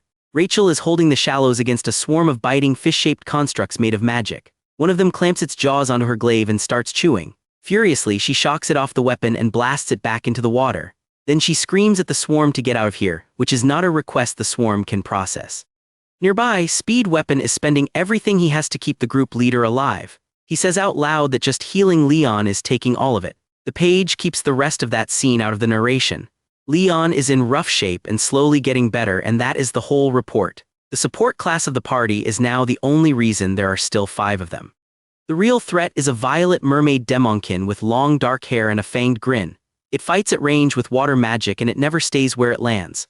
Our hero reasons that whatever magic it carries, it is still a fish made of flesh and bone, so he closes the distance again and again and he cuts it every single time. Every cut lands too shallow and the thing escapes into a burst of water. In a lull, Speed Weapon calls over to check whether he is holding up. Then the supporter admits something he has not said out loud to the group. He only joined Rachel's team because it needed a supporter and nobody else volunteered. Leon is the hero he has always wanted to meet, and that is the reason he is here. Everything he has spent today has gone into keeping that one person breathing. Bluntly, Speed Weapon tells him that he does not think he is cut out to be a hero. Then he adds that our boy is strong, as though that finishes the compliment. Flatly, our hero answers that he would not take the title even if somebody handed it to him. Being a hero, he says, is not the sort of thing anyone gets to hand out. Quietly, Speed Weapon starts a sentence with his name in it and never finishes it. The mermaid answers the conversation with a barrage of homing bolts shaped like pink fish. They curve after him through the air and he twirls between them without slowing down. Rachel and Speed Weapon watch from the shallows and forget what they were arguing about. One of them calls him a hero, the other one just says it looks incredibly cool. Meanwhile, on the surface, a blue-haired student spots a flash and a boom coming out of the rock. He calls out to the adult supervising the exam from the beach in the rain. Instructor Kim has long white hair, magenta markings around her eyes, and a black coat with gold trim. Calmly, she tells the students that it is lightning and orders all of them back to the academy. At least that is the story the students carry home with them. Underneath that conversation, our hero finally lands a cut deep enough to matter. The cavern comes down on the mermaid demonkin in a slide of rock and black water. He does not celebrate for a single panel because nothing ever goes down that easily. Then the rubble bursts apart in a violent purple detonation and the thing is whole again. On the shallows, Rachel reports that the small fries are all gone now. Astonished, Speed Weapon says out loud that the boy is holding his own against a demonkin alone. 10 seconds are left on the blessing. Our hero stands in a wash of red light and tells the demonkin to come at him. It leaps to close the distance with a mouth full of fangs. Then the blade fills the whole page and he says that he will cut it. Episode 20 opens far from that canyon in the rain on a girl running. Chloe pushes herself down a soaked trail, telling herself to move faster. A monster crosses her path and she cuts it down without breaking stride. Her thoughts explain that she left on GMAN's request to find the instructors. She hates that she was not strong enough to stay. An explosion goes off behind her deep in the storm and she nearly stumbles. Terrified, Chloe begs the boy she left behind to stay alive. She keeps running. The trail narrows along a cliff edge and her legs start to give out. Exhausted, she screams into the rain for anyone at all to answer her. Then she senses several presences ahead of her through the downpour. Confused, she reads them as mermen and raises her thin blade to meet them. Her sword clangs against another weapon in a shower of pink sparks. The girl on the other end of it is Abel von Niblung holding the accidental strike back. Chloe realizes she just attacked a person, apologizes, and drops. A blonde student beside Abel panics, still carrying the severed head of a monster he killed. Alarmed, he asks the group whether they have just been ambushed. Abel cuts him off and says she knows this girl. Barely conscious, Chloe gets out that they need help and that GMAN is still out there. She passes out on the wet rock. The group standing over her is not a rescue party by design. They are Abel's own midterm team coming out of the storm with their own kill in hand. A dark figure beside Abel, half hidden by the rain, says the girl will not get off for this. Abel ignores him and has Chloe moved out of the weather. The instructors are still nowhere on that island. Elsewhere, the storm is lighting up around the fight Chloe ran from. Speed Weapon watches it from cover with Rachel Demurat calling out what he sees in disbelief. The comparison he lands on is a master chef working a live fish on a cutting board. That is what a first year is doing to a magic-using demonkin. The knife moves and something comes apart. A stray magic blast from the demonkin nearly takes Speed Weapon's head off. Annoyed, Rachel scolds him for standing where the fight can reach him. He answers grimly that a sashimi knife against a spellcaster is an absurd matchup. He also admits in the same breath that the boy holding the knife is winning. Rachel keeps her eyes on the canyon floor. The narration on that page reduces the whole fight to one idea. There is the simple act of cutting and then a perfectly natural, inevitable result. Nothing about it looks like a technique with a name attached. Rachel was raised alongside the strongest people this world has and she still cannot look away. Speed Weapon has stopped narrating for a moment. Our hero is not simply moving fast anymore the way he did in the subspace duel. He deflects the incoming spells and closes distance with everyone he turns aside. Every motion he makes ends in the same place, which is a cut. The Demonkin gives ground for the first time in the fight. Its next move is not another spell. The Demonkin plants itself and unleashes a named attack, Needle Squall. Lightning crackles down its clawed, fanged body and the whole gorge goes white. Our boy takes it and keeps his footing. Then the thing swallows something on screen and its magic starts rebuilding itself. It begins charging one enormous blast at the boy in midair. Up on the ridge, the two spectators run out of ways to describe this. A first-year student is trading blows with a Demonkin that showed up out of nowhere. The academy sent them to that island to hunt mermen for a grade. Rachel says nothing at all now. Speed Weapon grips his instrument and stays where the blast can reach him. Speed Weapon screams at him to dodge. Our protagonist, hanging in the air with nothing to push off, silently agrees with the advice. He would move if moving were still on the table. The blast keeps growing under the Demonkin's claws. Nothing in the frame is going to stop it. At that moment, the scene drops into a still space of water and open sky. There is no Demonkin there and no rain, only our hero and his knife. Reaching that state costs him his own blood, and the panel moves past the price fast. His eyes come back red. He settles into a stance the story has not shown before. Back in the canyon, he draws and the blade fills the frame edge to edge. The narration gives him one line, which is that it shall be cut. A single slash leaves him and crosses the entire canyon as one red seam. The rock face splits along it. The caption underneath says only that he cut magic. Episode 20 ends there on that line and that slash with nothing resolved. The Demonkin's fate stays off the page entirely. Chloe is still unconscious in the storm with a group of strangers standing over her. The instructors are still an hour out. The one the game never bothered to draw has just cut a spell in half. Episode 21 opens with the fight already over. Rain still falls on the gorge and our boy is standing where the Demonkin used to be. His knife is lowered. The text panels do the talking for him, stating that he won alone as a mere first-year student. Nothing in the frame argues with that. Speed Weapon and Rachel de Murat come running and shouting his name. They find Leon Van Reinhardt sitting up nearby, hurt but breathing, and confirm out loud that he is fine. Rachel throws her arms around our hero and does not let go. Crying, she tells him how worried she was. Speed Weapon checks the ground around them instead. Shortly after, a second group comes through a tunnel with Abel von Nibelung leading it. Abel reports that she has already contacted the academy and that instructors should arrive within the hour. Then she asks evenly for someone to explain what happened here. The students behind her get their answer by looking down. What the knife left of the Demonkin turns several of them away. Rachel is still hanging on to him while the explaining happens. Irritated, Abel wonders privately whether the girl really needs to cling like that. Leon says something smug from where he sits, and Abel decides she cannot stand him. Nobody in either group has pieced the fight together yet. Speed Weapon volunteers to walk them through it. His recap lands badly on Abel. Silently, she measures the gap between what she just heard and what she can actually do. Her thoughts go to her own bloodline instead. She descends from Aaron Nibelung, the prized disciple of Valor Joquin. That legacy set her apart from the day she was born, and she has always known it. Then Speed Weapon says the thing nobody wants said out loud. A Demonkin reached an island the Academy had surveyed, which means the Academy may be holding a Demon King's spy. Abel tells him he is reaching too far. She also agrees they should get their story straight first. If the school learns a first year soloed a Demonkin, that first year becomes a target. Half joking, Abel floats the idea of asking her grandfather to look into it. Her grandfather is the Blade Emperor, and she says it the way people say impossible things. The group settles on keeping the kill quiet among themselves. The rain finally starts to thin, at least that's what they believed would hold.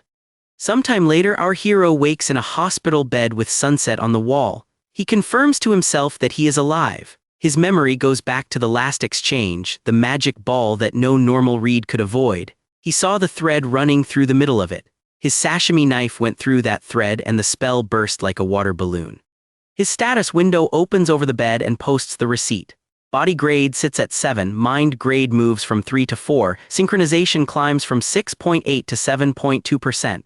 Below that, a new line surfaces, a thread of something the window refuses to name. It stays locked until synchronization reaches 15%. The same window prints the sentence this entire story runs on. The blessing of the blade god only activates on a blade inside that same size limit, 12 inches and under 2 wide. That is not flavor text, and it is not a joke about kitchens. The strongest thing he owns works exclusively through a small knife. 20 years to one blade, and the system finally agrees with him.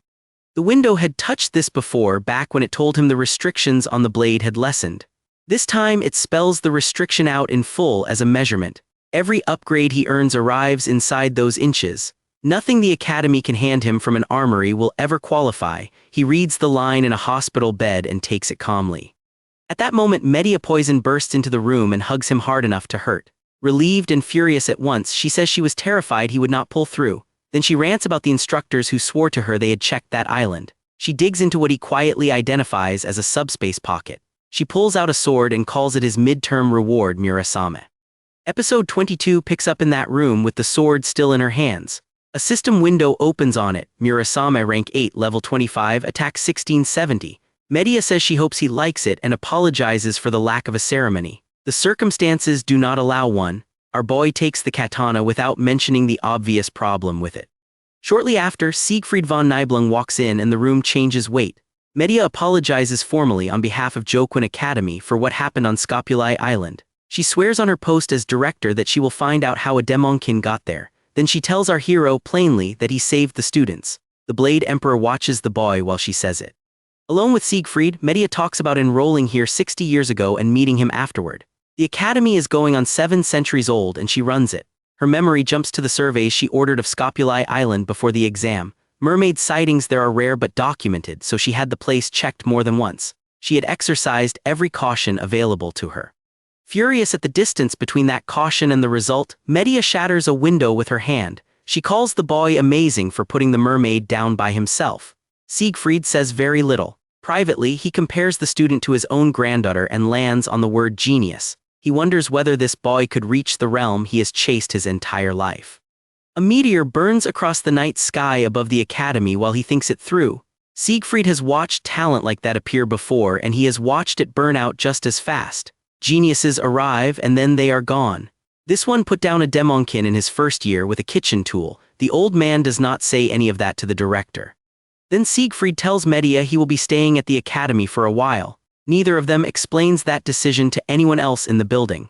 Back in Wolf class, our hero notes that his kill sits under the director's order of secrecy. Officially, nothing happened on that island. Unofficially, the stairwell is full of students whispering about a mermaid. Sometime later, he walks the Murasame down to the academy forge. The katana falls outside the condition of the blessing of the blade god, so to him it is a hunk of metal. Wayland, the academy blacksmith, looks the blade over and offers to reforge it for free. He files the favor under a 700th year special event. 1 week, no charge. On the stairs, Chloe Auditor comes back on crutches with her right foot bandaged. Joking, she starts to explain that she is an auditor, then admits she got carried away out there. An emergency treatment means she should be off the crutches within a week. Our boy sits down and lets himself be relieved. He has been waiting on that particular piece of news. Chloe says she was not the only one holding that island together. She recalls Rachel de Muret keeping the mermen off them and a healing buff from Speed Weapon. Our hero listens and thinks about Leon instead. He wonders what the protagonist of this game actually did while all that happened. By his read, Leon would die at the entrance of the demonic realm. In class, Wonbin Lee quiets the students and announces a temporary additional instructor.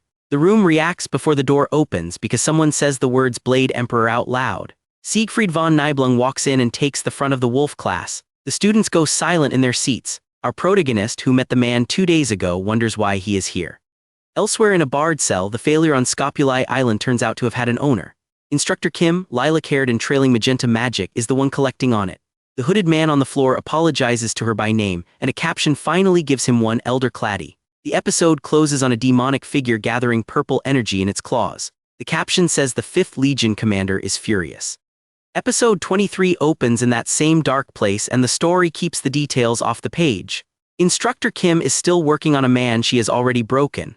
What comes out of the room is the plan, and the plan explains the entire midterm. She needed Leon delivered to her half-dead. The man had a mermaid at his disposal and still failed her. She blames that failure for the Blade Emperor deciding to stay at the academy. Pressed on who actually put the mermaid down, the man gives up a name. It was the top scorer of the year, GMAN. Instructor Kim recognizes the name as the special entrant everyone talks about. Smiling, she lights a purple flame in her palm and calls that interesting. The title card lands there and the story cuts to academy grounds in daylight. Our hero is back in physical training, running laps in a blue and white tracksuit. Wonbin Lee's whistle sets the pace and nobody gets to coast through it. Then Siegfried von Nibelung falls into step beside him personally and keeps running. The Blade Emperor jogs drills with a first year and says nothing about why. The in-universe profile card fills in who is running next to him. Siegfried descends from the Blade Saint Aaron Nibelung and is meant to become Leon's sword mentor in the Second Human-Demon War. On screen, a game forum answer states that the protagonist Leon cannot obtain the Blade Saint title. Our boy reads those two facts against each other and panics internally. The storyline he played has gone completely off the rails. He knows this old man from the game as a name attached to somebody else's growth. The mentor of the canonical protagonist is currently running laps beside a background extra. Meanwhile, the title that mentor is supposed to pass down has come off the board entirely. Our hero keeps his pace even and his face blank. Siegfried matches him stride for stride and asks him nothing. Siegfried opens the session by banning personal armaments from training outside field exercises. A pile of shared basic weapons goes down on the ground in front of the class. There is a sashimi knife in that pile, and a classmate picks it up unable to name it. Privately, our hero objects that his own armament is a family heirloom. He keeps the objection to himself. A student argues that training with inherited weapons would be more practical for real fights. Siegfried answers that the finest weapon means nothing if the hand holding it lacks skill. Then he says that a true master never blames their tools. Our boy nods along because he told Nox Auditor almost exactly that before their duel. He picks a sashimi knife out of the shared pile anyway. Classmates gossip while the rack empties out. One of them says our hero has convinced the whole year that his strength is world class. Another admits he had the boy filed as a doormat since media always made fun of him. Nobody in the yard uses the word extra and nobody has to. Then the crowd collides in a cloud of dust scrambling for weapons. Chloe watches the drills from the side with her crutch propped beside her, cheering him on. Laughing, our boy answers that he wishes he had been out there with them. The two of them are the only students on that field who know what happened on Scopuli Island. Neither one says it out loud. The whistle goes again. Siegfried announces the day's lesson, which is one-on-one live sparring. A student asks whether he means in real life and not in subspace. He confirms it and warns that careless dueling out here could easily cost them their lives, so he will demonstrate the thing himself first. The class arranges itself around an open patch of ground. He draws a glowing sword and picks Wonbin Lee as the demonstration partner. Wonbin braces a large mechanical gauntlet across his body and starts to sweat. The instructor of the Wolf class has clearly run the numbers on this matchup. He resigns himself to it anyway. The Blade Emperor lifts the blade. Then Siegfried looks straight past him. He says the words student and GMAN and the field goes quiet. Wonbin lowers the gauntlet without being told to. Our hero, holding a borrowed kitchen knife in a tracksuit, is ordered to step forward. Episode 23 ends on the two of them locked in a close-up, saying nothing. Episode 24 opens with Siegfried von Nibelung drawing his sword on the training grounds. He says nothing except the name GMAN. Then he tells the boy to step forward and raise his blade. The old man had spent that morning demonstrating technique nobody in the year could copy.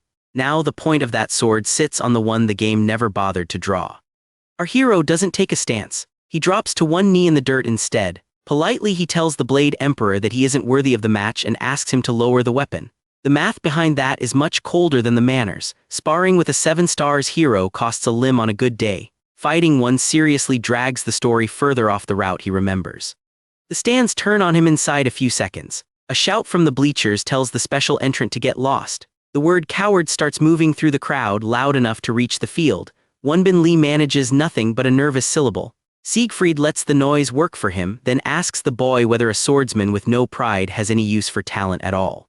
That word lands somewhere the jeering can't reach. Pride is the thing that carried a man through 20 years to one blade in a kitchen on the other side of a screen. It's the only piece of luggage that made the trip with him intact. His grip closes on the handle of the sashimi knife. He stands up. Wonbin breaks into a run, shouting the boy's name, trying to stop the match before it starts. Siegfried stops him with a raised hand and doesn't look away from his opponent. Quietly, our hero says he looks forward to the guidance. A splash page reads that the blessing of the Blade God is activating. Under it sits the card for episode 24. Chloe Auditor da Cecilia watches from beside Wonbin without saying a word. She'd come back from Scopuli Island on crutches days earlier, and now she's watching this. The rest of the year is split between awe and envy, since the demonstration they just saw belongs to a 7 stars hero. Nobody in the stands thinks the boy in the tracksuit survives the first exchange. The first exchange is a single clash and the world goes with it. Color drains out of the training grounds. The two of them stand in a gray-white nothing with no ground and no sky. Siegfried recognizes the place immediately because he's been here before. 70 years back in his own training, someone taught him what this room was for. The memory is a hooded wandering knight with one arm and a long sword. That stranger showed a younger Siegfried the path the blade takes and then left. Now the old man watches a 17-year-old cut the air in a low, gliding arc. It's the same technique the stranger left him with, the swallow crossing in flight. Nobody alive was supposed to still be using it.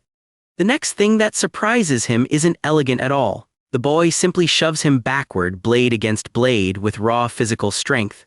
Siegfried tells himself his own sword is far from light. He also stops smiling.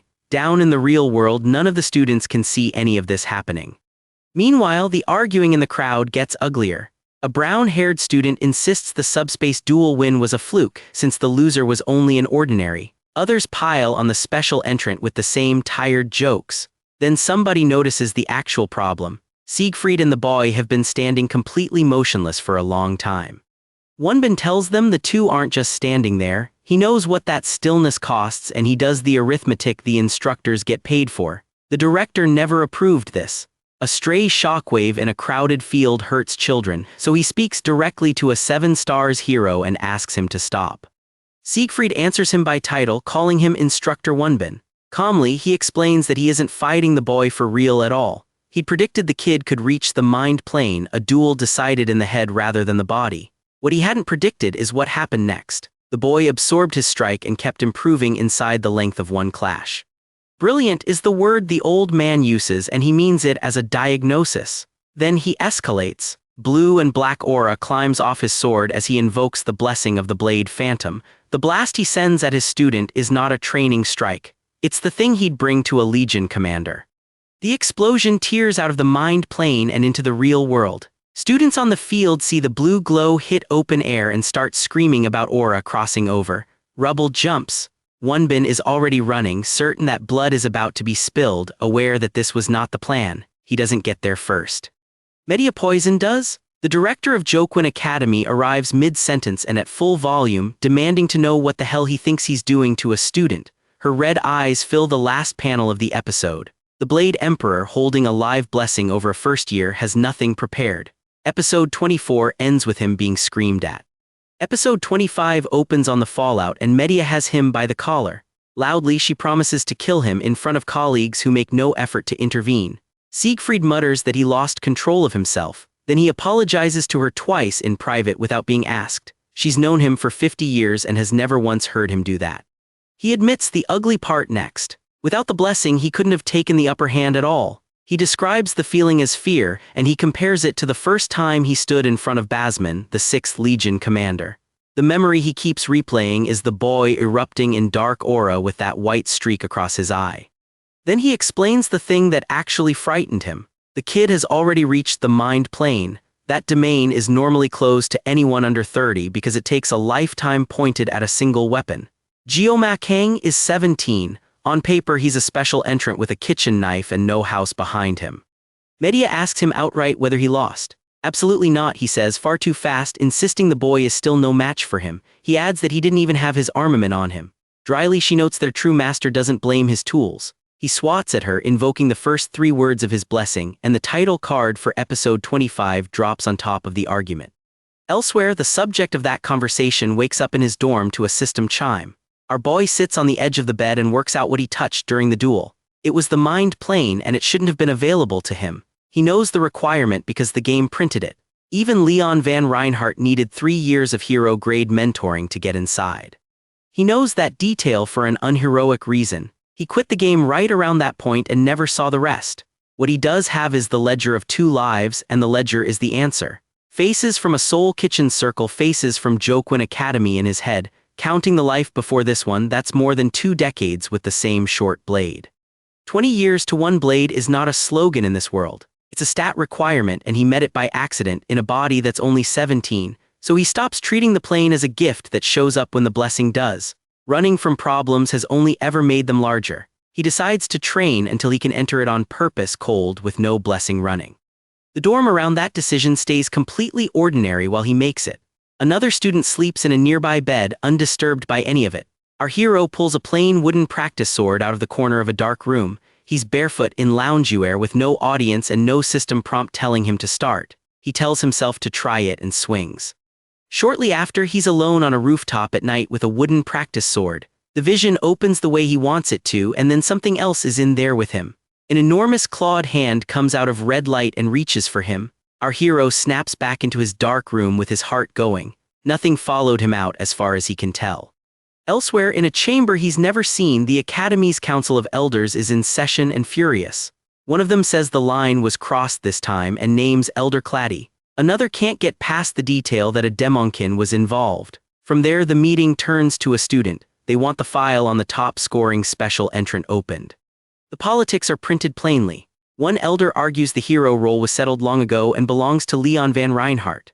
Another counters that Leon is a half-baked novice who hasn't manifested his blessing yet, while the special entrant slaughtered the genius twins at the class placement exam. And Medea keeps his record sealed, supposedly for the boy's own safety. Everything about him is deliberately unknown. Their real grievance is smaller than the Academy. Their power has been draining since Medea took the director's chair. So they arrive at a resolution and say it out loud, that a hero who threatens the Demon King has to be removed. Flames part around a name card that reads 5th Legion Commander Agar. A hooded figure closes the meeting by saying the auditors will see it through. Back on campus, the boy the council just condemned is holding a name card of his own. It reads Murasame Sashimi version with a skill called Erratic Rain Shower glowing beside it. He tries it once indoors to see what it does. The workshop stops being a workshop. Wayland ends up on the floor of his own forge, green shirt and smith's apron, begging the boy to spare him. Episode 26 rewinds 9 pages to that forge before any of it went wrong. Wayland has the broken Murasame katana back on the anvil and the reforge simply refuses to take. The blade shatters in a flash of white light mid-process. The old smith says the steel itself refused to be forged, so he melts the fragments down and starts over. The second attempt works, and what comes off the anvil is not a katana. The card lists a length of 14 inches, which is exactly what the rule from the island demands. Wayland presents the new Murasame at rank E overall with potential A underneath. He offers a free upgrade if the boy supplies forging material, then he names the material. Only in a tier demonic monster drops what that blade needs. Wayland puts it in terms his customer already understands, roughly another mermaid class opponent. Our hero does the honest thing and declines. He isn't ready to bet his life on a rematch with that grade of enemy. He'll grind lesser monsters and come back when the odds look different. The shop puts a picture on the offer and the picture is enormous. A fanged demonic silhouette fills the panel in red light, which is the catalog entry for what he'd have to kill. Wayland delivers all of this cheerfully, standing in a forge the boy has never paid full price in. Our hero listens with an unreadable face and no weapon drawn, then he asks about money. What he is ready for is the leftover metal. There's extra material sitting in the shop that he paid for and he wants the difference back. Wayland asks 10 million won to settle it and immediately regrets the number. Our boy draws the new blade, one eye lit white, and tells him to hand it over. The smith collapses and agrees to pay. The system explains why that worked. His armament grade jumped from 1 to 3 the moment he actually owned a weapon, and the printed effect of grade 3 is intimidation in his words and actions. Sometime later, on a park bench with a rice ball, the rest of the window catches up. Body grade went from 7 to 8. Synchronization moved from 7.2% to 9.3. The pain from using the blessing has eased slightly, which the window words is still excruciating. A new line has appeared under everything else. Threat of something is now visible and the next condition unlocks at 15% synchronization. He's chewing on that when the thought turns to whoever dragged him into this world. His own face glitches back at him, doubled and static-edged, over a caption saying "It's me." Chloe Auditor da Sicilia arrives before he can chase that thought anywhere. The cast is off her leg and she sits down like nothing happened on Scopuli Island. Delighted, she asks whether this is his first real armament and tells him it looks amazing. She adds that it doesn't look E-tier at all. She also calls the knife he's been fighting with a dollar store knife, while praising what he does with it. Then our hero looks at a nearby bush and kicks Nox Auditor out into the open. The masked second year lands hard and gets straight to business. Flatly, Nox tells him the Academy's Council of Elders has put out a kill order on him. The auditor family is sitting on the job because they find killing a mere student questionable. An inset shows that room, a bald elder at a desk and a blonde woman in glasses. The same panel prints the part that matters most. The council is acting secretly without the director's knowledge. Chloe hears all of it from 2 feet away. For 1 second her eyes go bloodshot and the air around her breaks into static and she says she'll kill them, then she snaps out of it and apologizes for the outburst. Everyone at the bench lets it go. Knox pulls him aside before leaving and drops the register entirely. His sister is happiest when she's around this boy, he says, and he warns him never to let her get hurt again. Our hero, who was told he's marked for death about 90 seconds ago, has no idea what to do with that. He answers with a confused noise. Episode 26 ends on his blank face. Episode 27 opens on the same bench with Knox still talking. He repeats the warning about Chloe, then asks the one question he actually came for. He wants to know how a first year got this strong, and he uses the Blade Emperor as the yardstick. Our boy deflects with nothing in particular. Privately, he notes that he can hold that power for less than 60 seconds a day. Knox refuses the deflection and calls it a family secret, telling him he doesn't have enough hunger to explain it. So the protagonist gives him generic advice about experience in the real world, which is technically the truest thing he said all week. Then he decides internally that it's time to dip and leaves. The title card lands on his exit. In class, he stops taking notes on the lesson and starts taking notes on the people trying to kill him. He keeps the notebook low under the desk edge while an instructor talks at the front. The Council of Elders has a nickname among players and the notebook uses it. The Corrupt Five are descendants of 5 of Valor Joquin's 7 disciples. They're hunting him because he's been disrupting the game's plans around Leon, the protagonist this world was built for. The page fills up with things he isn't supposed to know. He killed a mermaid in secret and Medea buried the paperwork. The elders may be colluding with the demons outright, which would explain the Demonkin at the council table. Under a red sky, our hero writes that he'll cut them down. Then he closes the notebook because he isn't strong enough yet and he knows it. The plan he settles on is equipment, not revenge. The Reforge gave him a working blade but not the grade the original had, so the Murasame needs an upgrade and the upgrade needs material. Material means a dungeon. He picks the Buffalo Dungeon in Chiorwan Tier C, which requires a party of 4. Chloe will come if he asks. The rest of the page is pure logistics worked out by a man who used to run a kitchen. 4 bodies, a C-tier gate, and a material list he can actually carry home. He isn't looking for glory in Chiorwan and he isn't looking for a boss. He's shopping and the dungeon is the supplier. Then he starts crossing names off the roster. Rachel de Muret gets ruled out on purpose, which takes some nerve given how she talks about him. She's too much of a powerhouse and not strategic enough for a run that has to be efficient. Leon is off the table for other reasons. That leaves 2 open slots and 1 afternoon, so our boy walks into the Dragon Class Hall to shop for teammates. A large student decides to make an entrance instead. He cracks his knuckles, calls the visitor a glitter rat and a special entrant and swings. Our hero drops him with 1 punch that carries him most of the way across the hall. The noise brings the person he was looking for. Speed Weapon shows up with a drink can and a very short list of demands. Sometime later the deal is closed for a percentage of the monster materials. Speed Weapon confirms the field is thin, since Rachel is still training and Leon is prepping a raid of his own. That leaves the 4th slot and he says he knows somebody. That night he leads our hero to a Japanese-style building tucked into a corner of campus nobody uses. Inside, a girl with pale blue hair is asleep. She wakes up fast. Before either of them says anything useful, she's in the air flipping through a kick that takes the bag of jelly bars out of his hand. She hits the pool with the bag and keeps eating in the water, entirely pleased with herself. Then she stands, turns on the boy she just robbed and raises a small blade of her own. She says 2 words to him. Episode 28 leaves that answer hanging and cuts to a kitchen in the old world. Chef Kim is working a double shift, slicing fish, 20 years to 1 blade. His phone sits propped against the cutting board with the screen up, between orders. Between 2 cuts he taps it and a gacha pull lands on the counter beside a tray of mackerel. Delighted, the exhausted man says out loud that he finally got it. The screen bursts open on a face he'd been chasing for weeks. It's Abel von Nibelung, the official heroine of Blessing of Miracle M. In the game's story, Leon and Abel fall for each other while every other heroine drifts backward. Cheerfully, Rachel greets her in a cutscene and waits her turn like a good side character. Chef Kim admits he fell for the same pitch as everyone else and spent real money on her. A text message confirms the charge, 149,001, roughly $100. Quietly he explains the reason he swiped the card, and it isn't strategy or damage numbers. He'd been surrounded by nothing but dudes in the game and out of it. Among the heroines the story shoved aside, one lost relevance faster than anyone else. The game parked her in background group shots while Leon and Abel carried the plot. A 5-star unit with top-tier numbers and almost no lines, drawn in and then forgotten. He was the one the game never bothered to draw. She was the one it drew and then stopped using. Her card was also his first 5-star pull, the best luck of his life. The nameplate fills the screen with the title printed under it. Ryojo Saki, daughter of the Broken Bow, one of the strongest ranged units in the roster. Her line in almost every scene she has is a request for jelly bars. At that moment the memory ends and the same face is standing in front of him at the academy.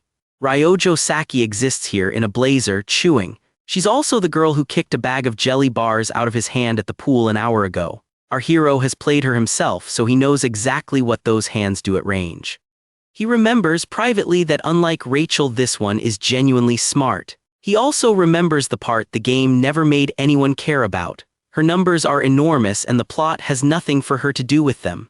She strikes him, standing there as a slacker with an S-tier weapon somewhere in her bag. Shortly after, Speed Weapon walks in with a proposal and a party list. He'd seen some punk giving our boy trouble earlier and decided he wanted him on the roster. Casually, Weapon explains he's putting a group together for the Buffalo Dungeon next week. The group keeps every reward from the run. He only wants the buffalo horns. Saki turns it down flat the moment she hears our boy had been asleep when the trouble started. Coolly, she says she isn't interested in teaming up with people who won't put in the effort.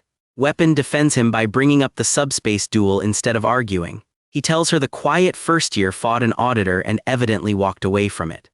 The argument slides into jelly bars because everything involving Saki does. Sourly, Weapon tells her she salivates at the sight of them enough to be one herself. He then threatens to go find somebody better for the 4th slot. Without a word, the boy they're arguing about draws his sashimi knife and the edge lights up blue. He throws. The first knife buries itself dead center in a hanging target across the hall. The second lands beside it before the first one stops shaking. Calmly, our hero turns around and offers to show her more of that. Hiccuping, the strongest ranged unit in the game tells him no. Sometime later the 4 of them sit down for a real planning meeting, Chloe included. Weapon briefs the room on what's inside. The Buffalo are C-rank, weak to anything thrown at them from range, and lethal in melee. Then he adds the rule that matters more than the rewards. A chained stone gate stands at the center of that dungeon and nobody opens it. Rumor says the gate is a seal of some kind, though Weapon waves that off as a theory. The meeting breaks up over snacks and schedules. Walking out, our boy feels eyes on him that he can't locate anywhere in the hall. He decides not to react at all, certain they'll show themselves when it suits them. At least that's what he believed at the time. Episode 29 puts the party on a bus heading east into Gangwon Province. The destination is Cheorwan and our hero knows the place personally. He'd sworn he would never set foot there again after finishing his military service. Watching the hills slide past the window, he admits he never expected to come back like this. At a checkpoint, a masked guard leans into the bus and asks his purpose of visit. Flatly, he answers Jokwin Academy and the bus gets waved through. Barricades block the side roads one after another all the way in. Civilians aren't allowed near here anymore and he works out why on his own. The dungeons changed what this whole province is for. On board, Speed Weapon produces a boiled egg and holds it over the seat back. Solemnly, he explains that Koreans always eat these while traveling. Our boy declines. Weapon tries Saki next and collects a single flat no for his trouble. Behind them, Chloe sleeps through the entire exchange with her sword lying flat across her lap. Weapon spends the rest of the ride teasing him about whether he plans on impressing everyone again. The bus stops. Chloe wakes up all at once, thrilled, announcing the weather to the aisle. Our hero looks at the same hills and lands somewhere colder. Ancient monsters used to live here and the place is now a dungeon for easy rewards. At the staging gate he opens his bag and the bag is full of sashimi knives. Blades in rows, wrapped and stacked, enough stock to open with. Amused, Weapon asks whether he came out here to run a knife shop. Our boy answers that it's better to be safe than sorry and zips it shut. Weapon keeps needling him about the arsenal while they queue at the table. The joke lands differently once anyone remembers the rule attached to his blessing. Small blades only, which makes a bag of spares less a quirk than a magazine. He never explains that to the party and nobody asks him to.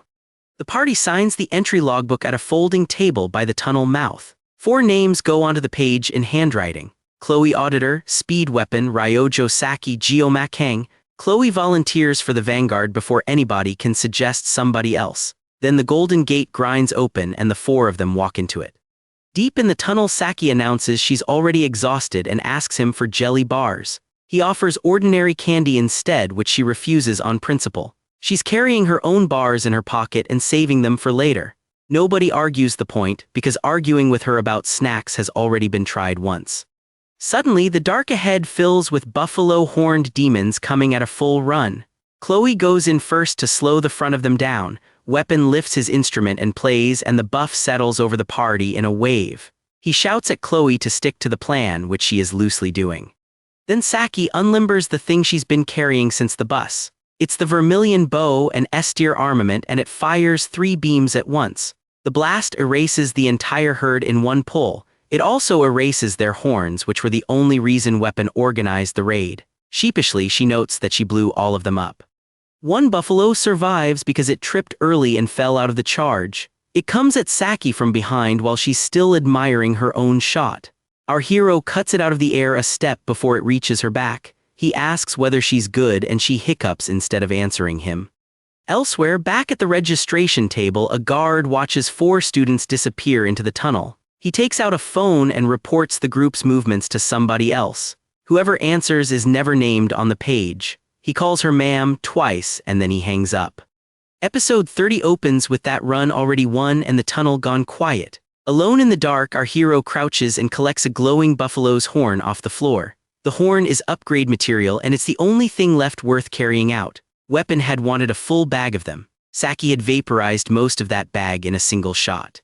Saki finds him down there and holds out a gift, saying it's a little something for him. He thanks her for the save earlier and neither of them makes it awkward. At that moment, a flash of magenta light goes through his head and stops him mid-step. He'd felt that exact color before and he doesn't like meeting it here. Quietly, he tells Chloe to remember the staff member they walked past on the way in. She doesn't ask him why, she just files it and keeps walking. Weapon catches up a minute later and immediately starts in on the 2 of them about dating. Deadpan, our boy tells him to give it a rest. The small talk keeps rolling anyway and Weapon lets something real fall out of it. He placed second in the written exam, which surprises nobody who's watched him plan a raid. Casually, he mentions that he's a distant relative of Rachel de Murat. His branch comes off the Spear Saint family, several rungs down the tree. He cuts himself off and suggests they not get into it here. Deeper in, the dungeon starts feeling wrong in a specific, countable way. There are almost no monsters left inside it. Saki points out that the buffalo they met earlier looked like they were running from something. Our hero adds the detail that actually bothers him. Buffalo around Chiorwin are docile enough to pull a plow through a field. Out of nowhere, Saki stops walking and says she hates the 7 stars. Tunnel wind moves her hair and nobody fills the silence for a beat. Weapon looks at our boy looks at Saki. Nobody presses her on it and the group keeps moving deeper. Meanwhile, up near the entrance, the man in the black cap is on his phone. He reports that the buffalo have been driven into a frenzy by the magic stone, exactly as planned. The voice on the other end belongs to a woman the panel never shows above the chin. Coldly, she tells him he'll answer for it personally if the plan fails.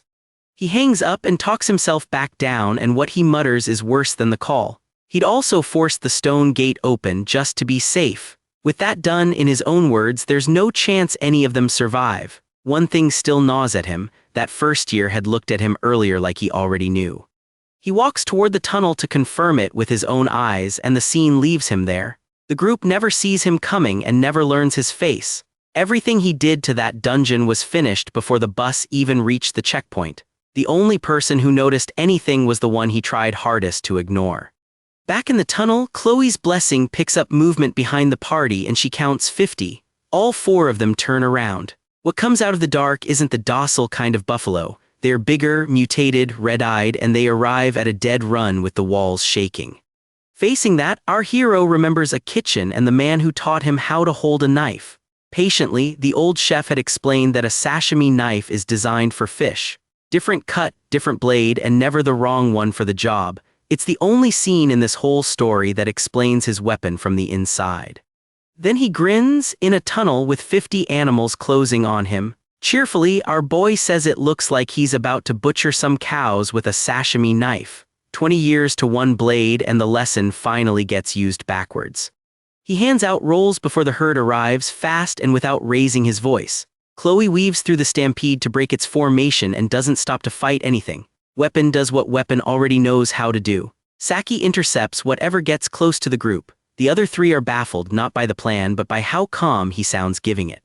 Saki asks the obvious question about a sashimi knife against a wall of buffalo. It doesn't matter, he tells her, and that's the entire answer she gets. Then he crosses his arms and blue light detonates outward from his shoulders. The blessing of the blade god comes up around him in the dark. He states that every buffalo in front of him will be cut, which reads less like a boast than a schedule. The first mutant reaches him at full speed. One stroke ends it before its front legs come down. Saki's eyes go wide and the light coming off that blade is still crossing her face. Episode 31 opens on the silence afterward. A knife hits the ground and nobody in the party trusts what they just watched happen. All 50 are down. Our hero had stretched his blessing of painlessness out to 40 seconds and worked through the herd essentially alone. Amazed, Weapon says he always manages to pull off the impossible, and this time he means it flatly. Chloe tells him he was incredible today, the way he always is. He hands the credit straight back to the three of them without pausing. Then the conversation goes where conversations go after a fight like that, which is beef ribs. The math on the contract is absurd. The job required 20 buffalo and the party cleared more than double that. Modestly, our boy points out that he didn't contribute anything during the midterms either. Chloe lets him have it. Nobody in the group has worked out yet how strange this run has been. The four of them keep going instead of turning around at the exit with a full quota. Weapon wants to see how far the tunnel actually runs. Saki wants the walkover with as fast as her legs allow. Our boy wants to check something he hasn't said out loud to any of them. Walking deeper, the party passes carved pillars that don't match anything else in the tunnel. The corridor then ends at a stone door wrapped in heavy chains. Chloe says the word door like it's an accusation. It's the gate Weapon warned them about at the planning table and it's already ajar. Our hero looks at the whole run from the outside and doesn't like its shape. The party moved through that dungeon far too smoothly for a C-rank clear. He checks the mechanism and finds the answer sitting on the floor. The gate only opens with a rare gigant's mana stone and fragments of one are wedged into it. Somebody put those fragments there before the party ever signed the logbook. The man in the black cap had done all three of his jobs in order. He'd maddened the herd, released it on a schedule, and left the gate propped open behind him. A system window flashes over the stone, and none of it is news. It repeats numbers our boy already carries, the armament grade jump and synchronization at 9.3%. What matters is the caption over it, pointing at a red line etched across the gate. Something scratched a surface that no blade should be able to scratch. The thread that window keeps mentioning stays locked until 15% and he isn't close. He's also already burned his full 40 seconds of painlessness on the herd behind him. Quietly, he decides he can push through for a moment with the Murasame. He gets about that long to decide. The chains give. The gate blows outward and the thing standing behind it is already awake. It's an A-tier boss, a minotaur the system files under the name Cow King, and it fills the corridor. Its listed drop is the blessing of transference. That blessing does exactly what the name says it does. It lifts a blessing off the person holding it and moves it onto a chosen target. 4 students who came down here for 20 pairs of horns are standing in front of an A-tier boss. Nobody has reached for a weapon yet.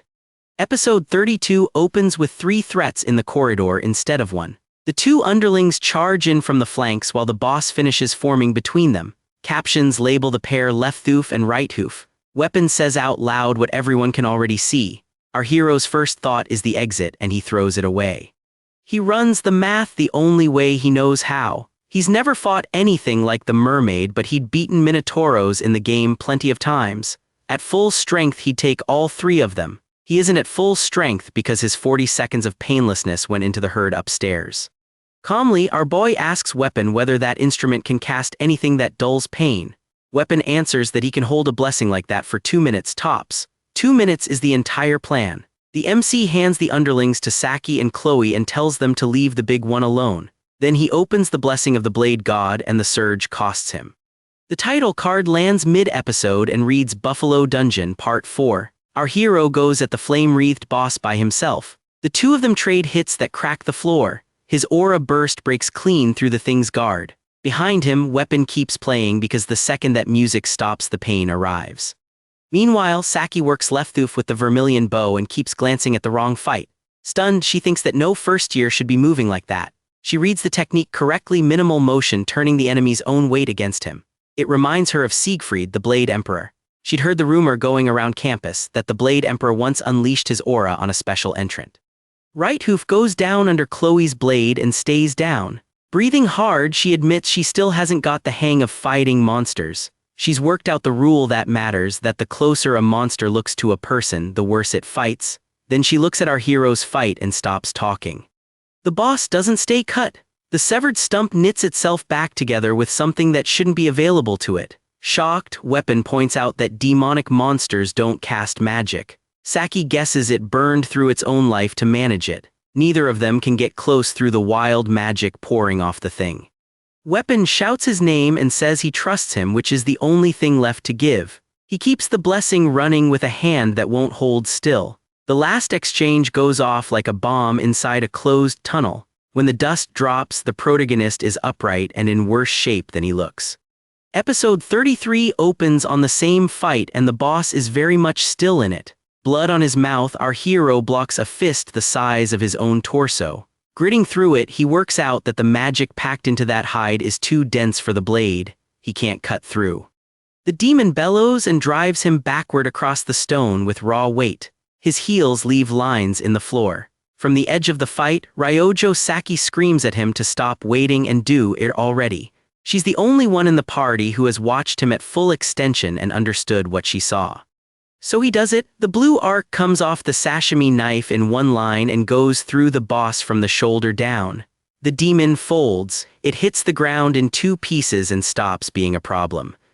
Wobbling on his feet, the MC watches the synchronization counter roll upward in front of his face. It settles at 12.7%. The title card drops here and calls the episode Buffalo Dungeon, Part 5. 4 first years have cleared an A-tier boss out of a dungeon that no logbook admits exists. Weapon's 2 minutes ran out somewhere in the middle of that exchange. The pain came back on schedule and our boy kept standing anyway. He'd spent his own 40 seconds hours ago upstairs on a herd of 50. Nothing about this clear was a solo run and he doesn't pretend otherwise. Sitting in the wreckage afterward, Weapon tells him he always manages the impossible somehow. Privately, Saki does her own arithmetic and doesn't love the answer. He's manifested aura at the same age she has out of a class nobody watches. Quietly, she decides she'd like to be around him more and starts wondering what the Academy's rules say about transferring down. Chloe arrives at a full run and hits him with a hug that reopens everything. Flat on his back, our boy thinks that somebody should just finish the job. Then a system flash cuts across his vision with a new reward attached to it. The window congratulates him on obtaining a new blessing. He recognizes the thing before he's done reading it. This is a drop he knows from the game, and in the game it goes to Leon Van Reinhardt. The blessing was written for the protagonist of the story, and the story just handed it to the extra instead. He was the one the game never bothered to draw, and he's holding Leon's prize. The window names it the Blessing of Transference Tier Elemental Spirit. It lifts a blessing he already holds and moves it onto another living thing or another object through direct contact. The transfer runs through contact alone, so it works on people and on gear. The listing adds one line that matters more than the mechanic does. It's practically a requirement for wielding the Bombung. Leon's sword needs this blessing to be carried at all, and the blessing is sitting in a wolf-class inventory now. The story's prize went to the man the story never cast. The boss leaves something physical behind as well. A Cow King's horn, A-tier upgrade material, the kind of thing a licensed party files paperwork over. Our hero picks it up off the floor of a dungeon that officially never opened. There's still a man in that tunnel who opened the gate. Our hero had already read the whole job off the scene before the boss ever showed up. Somebody maddened the herd, timed its release, and wedged mana stone fragments into a door that opens for nothing else. 3 tasks, 1 contractor, and the contractor never left the dungeon either. The party drags him out of the dark and pins him down where a blade can reach him. Frightened, the man in the black cap gives up his employer without much of a fight. An instructor from Jokwin Academy had offered to clear his gambling debt for it. He'd never asked what 50 maddened buffalo would do to 4 first-years. The debt was the whole reason, and the debt was enormous. An instructor bought a civilian, and the civilian bought a door. He describes her the way a gambler describes a creditor in detail: violet hair, violet eyes on the taller side. Saki places the description immediately and says she never forgets a face. It's their own class's assistant instructor. Weapon sets the second piece down next to the first one. The midterm ambush by the Demonkin mermaid had put Leon in a hospital bed. Our hero mentions, without any emphasis at all, that he'd handled that one by himself. 2 attempts, the same academy, and nobody outside this tunnel knows about either. The accident stops being an accident right there in the tunnel. Somebody inside Jokwon Academy paid to have a first-year killed in a place with no witnesses. The Council of Elders had already voted in a closed room back in episode 24 to have him removed. The order has been traveling downhill ever since, and it just reached a man with a gambling problem. The dungeon they're standing in was never on any registry. It opened yesterday illegally, and it seals again the moment they leave. Coldly, the protagonist points out that it's a convenient place for a person to disappear. Then he tells Chloe that she's the assassin here, and that he'll trust her judgment. She answers him by name and doesn't argue. The assassin thing has been Chloe's family secret for the entire season, and it just became a job the group assigns out loud. What happens next isn't a fight. Weapon doesn't object to it. Saki doesn't object to it. The man doesn't walk out of the dungeon, and the party walks out without him. Something changed in that corridor that has nothing to do with the boss. This group settles its own problems now, quietly and permanently, and not one of the 4 flinches at it. Standing over the result, our boy makes a promise to nobody in particular. The elders, the instructors, anyone at that academy who decides to come at him. He'll cut them all down. At least that's the arrangement he thinks he's leaving the dungeon with. Episode 34 opens at the forge with A-tier boss material sitting on Wayland's counter. It's a cow king's horn, and the old smith looks at it like a student stole it. Startled, Wayland asks whether the boy pulled that off alone. Our hero says of course not, he had a team with him. He also puts down a second blade for repair, the handle wrap unraveling off it in strips. He calls it only the sword and never names it. Furious at the state of the gear, Wayland demands to know what he's been doing to his armament. The honest answer is a dungeon nobody authorized. Wayland grumbles about that brat once the boy is halfway out the door. Cheerfully, our boy turns back around and offers to make it even shorter than it already is. Wayland freezes on the spot. Then the MC tells him to keep whatever horn material is left over and leaves on good terms. The title card follows, and this episode is called Suspicion, Part 1. Recovering back at the academy, the protagonist reads through the status window he bought with that fight.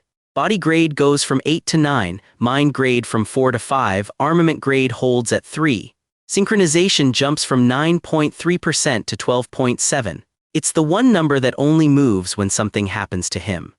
The window prints the next threshold in plain text underneath. The following condition unlocks at 15% synchronization, and he isn't there yet. The side effects landed lighter this time, a few more white strands and nothing worse than that. He still has no idea what to actually do with the transference. He also does the accounting on Leon, who is out there collecting blessings on schedule. At this rate, the canonical hero's status window won't have room to list them all. Our boy has 3. One of the 3 was supposed to be on Leon's list. In a school hallway, somebody leaves him a jelly bar with a note wishing him a quick recovery. There's no name on it. Chewing through it, our hero counts his friends and arrives at 2, Weapon and Chloe. He isn't sure Chloe files him under friend. He also heard somebody landed in the hospital from overdoing it and means to visit when there's time. The instructor calls the class to order with an announcement about a transfer. Ryojo Saki has been reassigned to Wolf class, effective immediately. The room reacts before she's even through the door. She's ranked 4th in the year the academy keeps calling the Miracle Generation. 2 boys in the row behind him spend the entrance on her looks and nothing else. She's prettier in person than the rankings suggested, which is the extent of their analysis. The murmuring fills in the rest of the file. Her father is Kojima Saki, one of the 7 stars, the hero they call the Broken Bow. Kojima also happens to be Japan's prime minister. Ryojo is the given name and Saki is the family name, and the class settles on treating her as Japanese royalty. Desperately, our boy prays into his desk that she walks straight past him. His phone buzzes instead. An unknown sender asks what he's doing, then tells him to look up. Ryojo Saki drops into the aisle with her phone still raised. She sits down beside him and starts negotiating terms. The jelly bar was hers, and if he isn't going to eat it, she's taking it back. She wants that seat and she wants her number saved. The extra has now been tracked down by the one unit he pulled with his own money. Elsewhere, 2 agents in dark suits work the scene at the mouth of that dungeon. A staff member went in to check on visiting Jokwin Academy students and never came back out. The students all walked out fine. What's left inside is a heap of buffalo far past anything a first-year party should manage. The agents can't reach the truth from either direction. They can't rule out a stone gate that has never once been opened. They can't interrogate noble students without the academy signing off on it. One of them steps away to make a call and the other goes down where he stands. A woman is standing over him with magenta light running off her fingers, greeting him like a neighbor. The horrifying part for him is that she's human. She signed a pact with demons and the pact left her half of one. Cheerfully, she tells him he really should have walked away. Neither agent leaves that tunnel. Episode 35 opens with Ryojo Saki eating loudly at the desk beside him. The class whispers about it and she doesn't lower the volume at all. Our hero points out that she turned down the same snack from him an hour earlier. Unbothered, she takes Chloe's usual seat anyway and informs him that nobody owns the seats. She skips morning physical training and sleeps through the Wolf class assembly instead. Watching her nap, the MC decides she is exactly the unit the game advertised. Then she asks him to stop calling her Saki and start calling her Ryojo. In her country, a given name is for people she's close to. The title card reads Suspicion, Part 2. Over in the Star class dorm, Rachel de Murat is enjoying herself at Abel's expense. Weapon has been talking, and the rumor going around says Ryojo Saki cleared the Buffalo dungeon with GMAN last week. Sweetly, Rachel asks whether that's fair since Abel called dibs on him first. Abel tells her to stop inventing things. Abel's mind goes somewhere else, to a tea table and her grandfather. Siegfried von Nibelung had told her he'd be taking the first-year Wolf class as a temporary instructor, starting tomorrow. Mildly, he reminded her that she was the one who asked him to look into the midterm incident. The Blade Emperor is about to start teaching the class with the extra in it. Privately, Abel admits the part she won't say to Rachel. GMAN reads like a hero to her in a way Leon never has, and he never once advertises it. What actually bothers her is how impressed her grandfather is with him. In Blessing Theory, the instructor with the moss-green hair puts the whole ladder on the blackboard. Heroic spirit at the top, then elemental spirit, then guardian spirit, then servant spirit. He tells the room that elemental tier blessings are rare enough that only a handful exist in the world. Sitting in the audience, our boy thinks that he happened to pick one of those up the other day. The instructor climbs to the tier nobody reaches. Only Valor Jokwin, the founding hero, has ever manifested a heroic spirit blessing in recorded history. In the modern era, exactly one more person holds one, and that's the Blessing of Miracle. It belongs to Leon van Reinhardt. Class ends before the man can finish the topic. After the lecture, the protagonist asks him about the phrase he closes every class with. Carefully, the instructor answers that there's a problem inside those words since gods no longer exist in this world. Then he changes the subject and invites the boy to his office anytime. Our hero sits back down beside a sleeping Ryojo Saki. The air in front of his desk breaks apart into glitching text. The message says the GM wishes to speak with him. Underneath it sits a prompt with 2 letters Y and N. Episode 36 opens with the letter Y already chosen. A window confirms that he accepted the GM's conversation request. Around him, the classroom is gone. Our hero drifts through a dark void packed with floating wreckage, stars burning behind the debris. The rumble of something enormous collapsing far away thins out into total silence. New text assembles itself in front of him. The GM is accessing something the window calls worldline code, and the rest of the string glitches into garbage. Confused, the protagonist repeats the word back to himself and admits he doesn't understand any of it. A warning icon flashes. Under his feet, a single word stutters in and out of the dark, telling him to run. The next line is a refusal. The system says his rank is too low and that he hasn't fulfilled the conditions of something the text redacts. Then it asks again whether he wishes to proceed. Our boy weighs it and decides this can't be just a dream. If anything explains why he was dragged into this world or what the blessing of the Blade God really is, it's this, he confirms. The GM answers that it's establishing contact through inhibitory control. A second line announces a full-scale adjustment of the worldline code. Light detonates. The dark breaks into jagged red crystal shards that hang in the air around him, and he recognizes the look of it. It's the same shattering he saw the first time his blessing fired on his first day at the academy. He strains toward a point of red light far ahead of him, telling himself he needs just a bit more. A hand pats his cheek. A voice tells him to wake up, and the system reports external interference and postpones the rest. The vision blows apart in red. One last message survives the collapse. It tells him to slash and cut whatever it may be, and it lays the blessing of God over him. Our hero wakes on a park bench with Ryojo Saki shaking his shoulder. Cheerfully, she informs him that without her he'd have spent the entire night out here. Then he notices his own face is wet. He was crying in his sleep, and he can't remember a single thing he dreamed. Sometime later, Speed Weapon and a masked Chloe join the two on the bench. Chloe is still getting over being sick and keeps the surgical mask on through most of the afternoon. The group spends a while shortening Saki's name for sport, trading syllables back and forth until they land on Ryojo. Delighted, she thanks our hero for a nickname she picked out herself.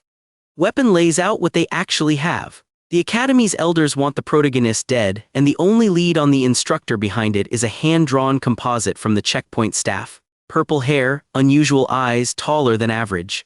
Weapon admits he hacked all 546 Academy staff records, and hers simply isn't in there. The auditor family can't move openly on an order this quiet, and nobody has a name to hand them.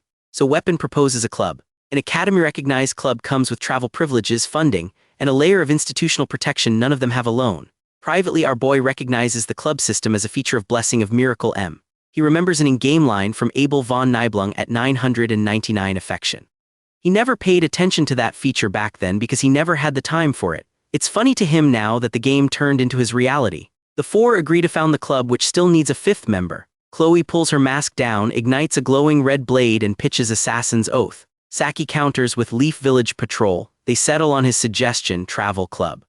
Only a professor or higher can serve as an advisor, and Saki is the one who says so. Chloe suggests the professor of blessing studies since the man is well-liked and famously friendly. Weapon supplies the name Professor Damien and doubts it because the professor is always too busy. Asked whether he has anyone in mind, our hero says yeah and holds up his phone. All three read the screen and stop breathing. Episode 37 opens at the school office with the paperwork already on the counter. Our hero states flatly that yes, he is the club president. The clerk behind the desk begins the sentence with special entrant and corrects herself to first year 1 beat too late. She explains that a club needs an advisor and doubts out loud that anyone would be willing to do that for him. Internally, the protagonist notes that a staff member is openly discriminating against a student over his status. She keeps going and advises him to understand his place, so he takes out his phone and calls his advisor while she watches. Panicking, she tells him to hang up that call the second she realizes he actually has won. A green board out in the hallway carries the top scorer listing, and his name sits on it in plain letters. The clerk walked past that board on her way to work. She sorts students by the door they came in through, and by that rule the special entrant belongs at the bottom of every list. Nobody in the office corrects her while she says it out loud. She recovers by boasting that she's the cousin of a close friend of the academy director. Then she threatens to have him expelled. He laughs in her face. The clerk loses her composure with a crash in front of every coworker in the room, and our boy simply waits. High heels click closer down the corridor. Media Poison walks in, green hair up, glasses, red eyes, black dress, and she's delighted to see him in person again. The clerk reads the nameplate on the paperwork and understands far too late that she's been mocking the top-scoring student of the year. The director of Jokwin Academy takes the form out of his hands. Media sends him off to prepare for the exam next week, then turns around. Coldly, she asks the clerk what exactly she meant by insulting the student that Sieg and she chose as their successor. She gives the woman 5 minutes to sign. Later that day, a text from a contact saved as Queen Media confirms the application went through, and the club goes official the moment one more member signs on. Shortly after, Wayland summons him to the forge for the blade he left there. The reward katana comes back as Murasame, sashimi version, reformed in a splash of light across the counter. The rule printed back in episode 21 is the reason it exists in that shape. His blessing only answers to a short blade, so the prize got cut down to fit the man with 20 years to one blade. Our hero gets nostalgic out loud about Godland, the cash shop deity he used to pray to inside the game. Dryly, Wayland tells him he's giving an old smith the creeps. On a bench outside, a status window recalibrates his blessing of painlessness from 40 seconds to 50. The cooldown stays where it was at 12 hours. A second window rates the reformed Murasame at rank D. The card has slots for up to 3 special abilities, and every one of those slots needs a magic stone. He doesn't own a single one. The best knife he's ever carried arrives with 3 empty holes in it and no way to fill them. Elsewhere, a man drinks alone in a mansion that costs more than most people's lives. Gray hair, mustache, red vest over a pale shirt, reclining across a divan, he looks up at a framed portrait and calls it father. The man in that frame is Limon von Baimhark, one of the 7 stars, the hero the world called the Feral Tiger. Limon died 40 years ago fighting the 6th Legion commander, Basman. His son inherited a house full of relatives who wanted the boy gone. He survived them by turning their plots against each other, one against the next, until the ones left standing stopped trying. By the time he turned 30, he had become an elder at GMAN Academy. The elder keeps the speech going with nobody in the room to hear it. He calls the demon race ignorant, which is exactly what makes them convenient. As long as something is coming for the walls, nobody asks who owns the ladder inside them. Every seat at the top of the academy was built on that arrangement, and he intends to keep his. Then he raises his glass to Valor Joquin, the hero who sealed away the 1st Legion commander Lycan. That legend, he says, is no mere myth. The disruption in his arrangement has a name of its own. Leon van Reinhardt was born with the power to kill the Demon King, which makes him a hero nobody appointed.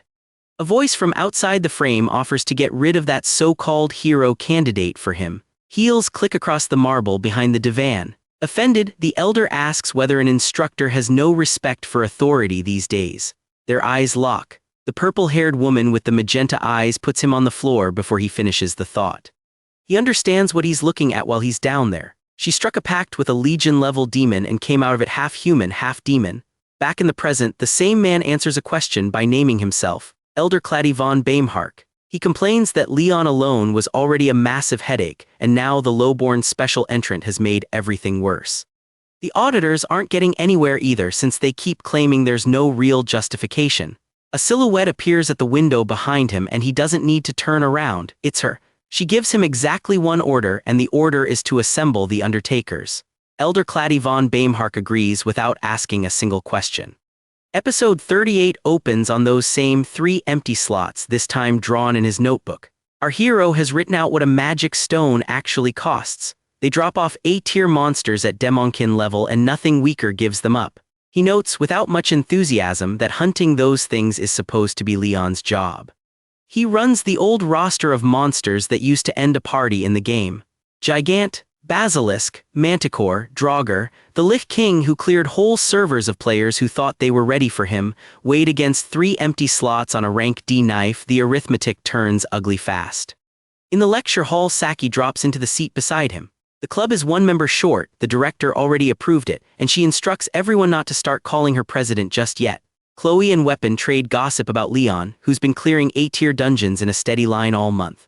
Our hero listens and runs the comparison nobody asked him to run.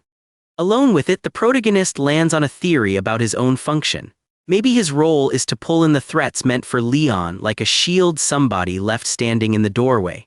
It's a miracle he's made it this far with nothing but an ordinary sashimi knife. If drawing that knife is what survival costs, then he'll draw it. He has neither the reason nor the desire to walk some perfectly righteous path like a textbook protagonist. In his own words, he isn't the protagonist at all. In this world, he's a background character, and the background character has a name. GMAN, the one the game never bothered to draw, says it like a job title. Elsewhere, 2 men complain about a meeting their group agreed to take. An academy elder wants to sit down with them, which is unusual, and the pay is excellent, which is not. Their captain shuts the conversation down without raising her voice. A maid opens the door and announces Elder Clady von Baimhark. The group has ranks and names. Shen Lei, captain, white hair with an orange streak and 1 magenta eye above a high red collar. Tipeng Jiang, vice captain, Farrick member. The Undertakers take contracts for a living, and an elder of GMAN Academy apparently knows exactly which door to knock on. Clady hands over a file. It's a dossier on a first year. Height around 5'11", sturdy build, GMAN Academy, wolf class, weapon of choice, a dollar store kitchen knife. Notable traits, highly alert and perceptive, and recently spending more time with classmates than he used to. Somebody has been watching him long enough to notice he stopped being alone. One of them looks at the photo and calls the kid wet behind the ears. Another decides he's the better looking of the 2. Then the elder puts a price on that student's head and picks the week for it. Island survival training off campus on an island chosen because it's convenient for this kind of work. Back at the academy, exam day arrives with a sandwich and a stack of trivia. Our boy crams standing up and worries about the score rankings going up where everyone can read them. At 7:58 in the morning, Saki texts to ask whether he's eaten. Chloe teases him for being a top scorer who still guesses. The exam turns out to be essays from the first page to the last. He panics, writes option 3 out of pure muscle memory, and answers the opening question with the claim that God is dead. Over coffee afterward, the group compares damage. Chloe deflects a question about her brother, then admits Knox called her the night before and she let it ring. Saki brings up the texts he's been ignoring all week. Chloe stops moving. The words the two of them text each other land in the middle of the table and her eyes go red. A dark aura climbs out of her and takes the temperature of the whole table down with it. The episode ends in the middle of the outburst. Episode 39 opens inside that outburst with lightning in it. Chloe tells our hero to stay away from her and demands to know why he never gave her his phone number. He answers that his number is classified information. Her eyes flash blood red, energy cracks around her head, and a bladed shape forms in her hand. It's the first time in the entire story that the assassin family's power shows up in her hands. She swings, accusing him of always hurting her feelings and always hanging around other girls. Weapon steps in physically and gets knocked across the floor for it. Saki watches the whole thing with the mild interest of someone at an aquarium. Our boy talks her down instead of fighting back. He tells her he's always depended on her and reminds her of the Buffalo Dungeon specifically. Chloe brightens instantly and starts giggling. The group sweeps up what's left of the furniture together afterward and nobody files a report about any of it. Privately, Weapon puts together his own read on the two of them. The bloodlust that comes out of Chloe whenever our hero is involved is a twisted kind of love. And behind that gentle, talk-it-out manner, the protagonist keeps a sashimi knife within reach and has never once hesitated to use it. Sometime later, Weapon catches Saki deleting videos off her Neo Tube channel. The clip she's burying is a guide on how to handle a Yandir master, and it has 210,000 views. She's deleting it because her subscribers keep ignoring the instructions. Weapon laughs at the channel's joke name and she threatens his life in English. Shortly after, the Academy posts the notice. 3 days of island survival training on Avalon Island starting the following Wednesday, teams of up to 4. The full schedule goes public and the whole thing reads more like a camping trip than a graded exercise. Students start picking teammates that same afternoon. Nothing in the notice mentions that a contract already exists with the island's name on it. The teams get drawn up, the schedule gets pinned, and the trip stays a trip on paper. Our hero adds Avalon to his reading list for the week and goes looking for a quiet table in the library. In the library, he reads ahead, using the only advantage he owns. In the original game, Avalon is where Leon obtains the hilt of Bamung. It's also where the hero's bond with Abel von Nibelung first cracks the wall she keeps around herself. He notes that romance stopped registering for him the day he enrolled here. Survival leaves very little room for sentiment, so he files youth and romance under next life and moves on. Then he explains the sword to himself. Bamung is the holy and cursed sword, and it only answers to whoever can manifest the blessing of miracle, which means the thing is literally made for the protagonist and nobody else. A blue magic circle in the record asks a blessed soul whether it has what it takes to prove its worth, with 2 answers waiting under the question. Meanwhile, the one the game never bothered to draw is packing a dollar store sashimi knife. He calls that unfair out loud and keeps reading anyway. The books he actually wants aren't survival guides. He's after everything written about Avalon Island itself because Scopuli Island already taught him what a school trip can turn into.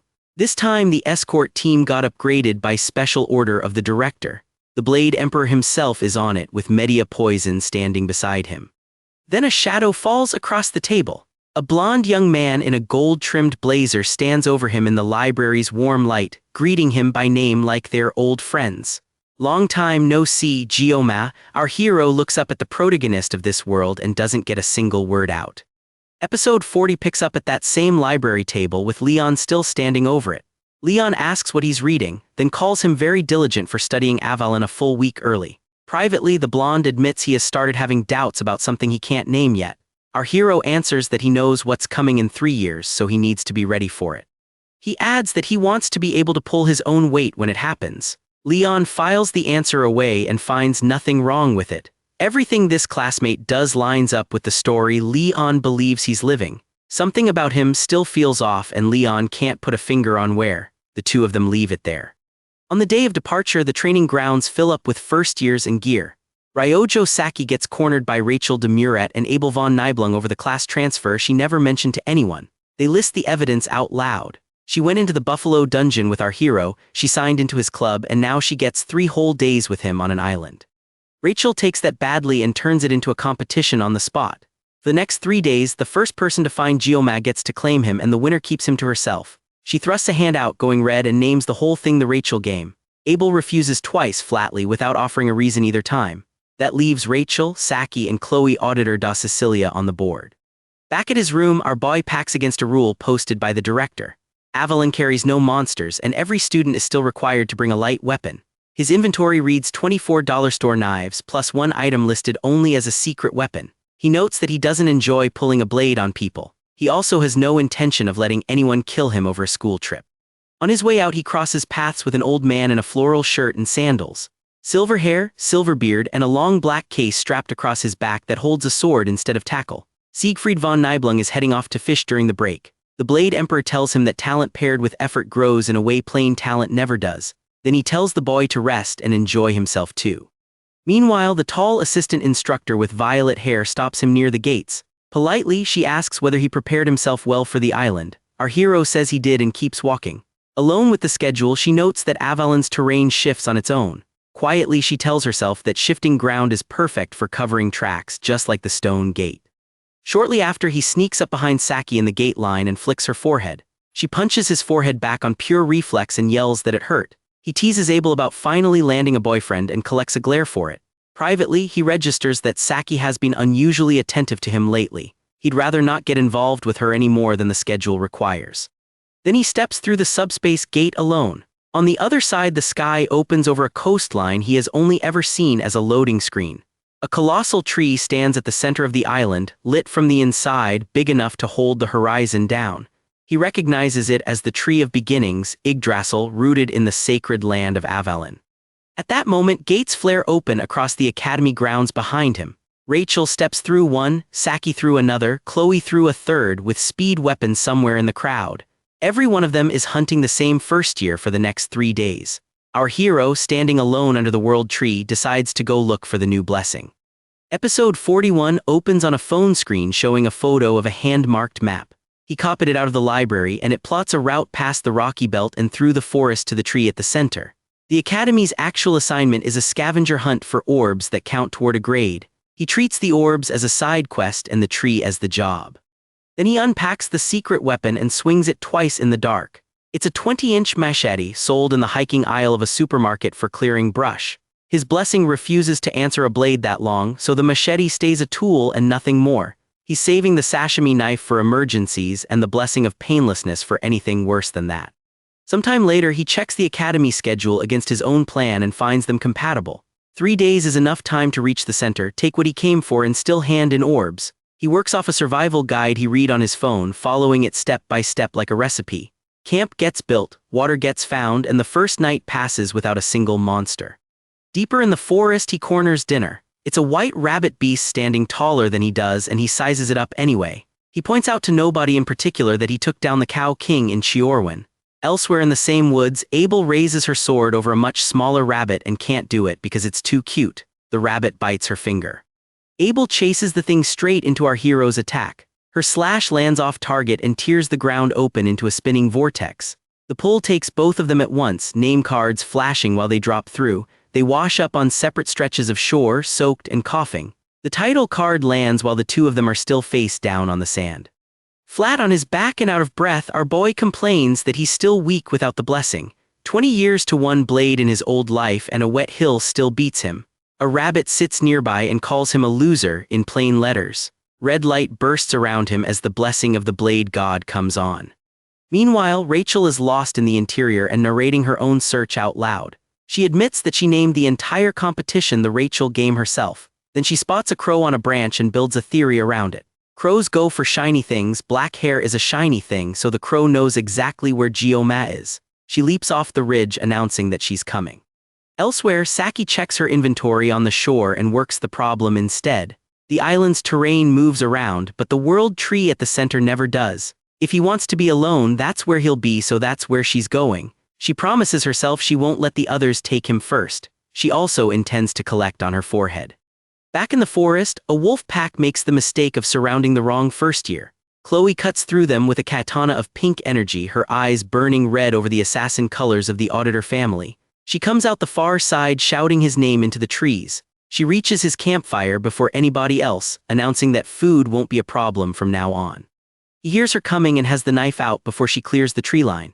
Rachel arrives seconds later, sees the redhead and greets her as Kiddo with real alarm in her voice. Then she levels her glaive and asks why it's always this girl. At that moment, Abel drops in beside our hero, blushing and unable to finish a sentence. He goes back to turning meat over the fire with 3 classmates standing around it.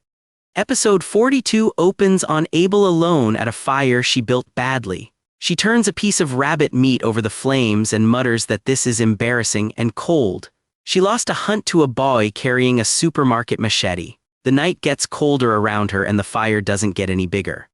Out of nowhere, a white pelt lands over her shoulders. Our hero says nothing, drops it there, and crouches back down at the fire. Startled, Abel stammers half a question and never finishes it. Her heartbeat gets a panel of its own. He notices she's favoring one foot and looks at it without asking permission. Then he tears a strip off his own cloth and wraps the cut on her foot. Calmly, he tells her the thing will get infected if she leaves it alone. Quietly, Abel thanks him. It's the first word either of them has said above a whisper. The fire finally takes and the light steadies between them. By that fire, she explains what she's been hiding from. The other girls started a contest where whoever finds him first gets to claim him and do whatever she wants with him. Abel wanted no part of it, so she walked off alone into the worst terrain on the island. She says she prefers being alone, then she looks at him and tells him he's the same.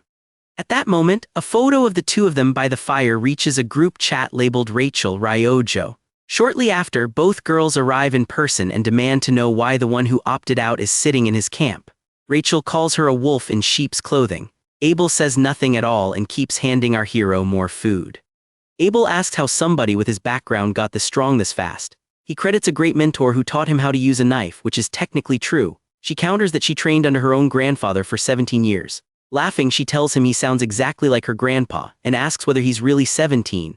The title card for episode 42 drops while he decides not to answer that. Sometime later, Abel wakes up to a dead fire and an empty camp. He left everything behind and walked out before dawn without a word. She sits there with the pelt still on her shoulders and starts crying. The tears surprise her more than the empty clearing does. A memory runs underneath it in flat purple. A younger Abel carried the burden of inheriting the Nibelung name alone because that's what the name costs. Nobody in that memory stayed. She asks the empty clearing why he's doing any of this for her. Then she admits she is envied and resented the only person who ever showed her kindness. Refusing to sit in it, Abel wipes her face and stands up. She pulls the pelt on properly, straps her sword to her hip and tells herself to move. She's going to find him and give the thing back to him in person. The episode leaves her walking into the trees in a fur cape with a Nibelung blade. Meanwhile, our hero is alone in the woods arguing with himself about that pelt. It wasn't romantic interest, he decides, she just looked pitiful and he couldn't walk past it. One small kindness is not going to cause a cosmic shift in a story this size. He repeats that to himself a couple of times and keeps walking.